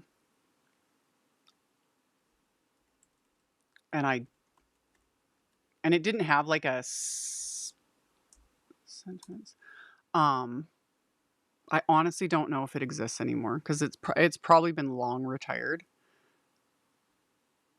I'm just scrolling through, but I would think I know a lot of my audience has that little set. It was a little freebie that people got with their as a birthday perk, and it was many years ago. But yeah, I'm not sure. I don't know if it still exists. I'm just scrolling through to see if I can find it. Because like I honestly don't remember the name of it either. I think it was just like birthday sentiments or something generic because, you know, it's not my forte. I haven't designed stamps in goodness, it's been over a decade now. And as of right now, I don't have it on my docket. I had input. I had some input into the Secret Garden Retreat that I'm teaching. And I will be teaching with the products that I had input, that I gave ideas for. That was fun. Yeah, I don't even know. Simon has a lot of products, and I just don't remember if that set it's no longer, but yeah, it probably doesn't exist anymore. My previous actual stamp line, like under my name, AmyR Stamps, that was discontinued and retired over a decade ago now. and I just haven't. I haven't had the desire to get back into it. I like making. I like making, and there's so many fabulous graphic designers and all of that out there that make dies and stamps, and I like creating with them, and I'm happy with that. So anyway, yeah, my little snowman card. So anywho, that's it for me. I will do the photos, the social medias, all the things, and then I'll be back with pre-recorded edited videos starting tomorrow morning. And then there will be throughout the week, like I said, several videos. I'm in a couple video hops. I'll have an Instagram giveaway, a blog hop. I don't know. I gotta look at my plan. I gotta look at my planner and figure out what all. But there's a lot of content coming from me and a ton of other amazing makers out there. There is going to be tons of inspiration. Lots of fresh content hitting everybody's feeds starting like first thing tomorrow morning. And I'm here for it. I love it. I love seeing what everybody does with all the things. It's super fun. And I'm going to clean up my mess, check out that spill, and then get right back to work because I've got a ton of stuff I need to edit, things I need to make, all of that. So I'm going to go. I appreciate all of you, and I will see you guys later in the next video. Bye. Thank you so much to my amazing Patreon supporters. For anyone that might be interested in joining my Patreon community and supporting me, the link to my Patreon is in the description box below the video. For everyone else, as always, thank you all so much for taking the time to watch my videos, for thumbs upping, commenting, subscribe if you haven't, I'd love to have you. And here's a couple other videos for you to check out in case you missed them. Bye!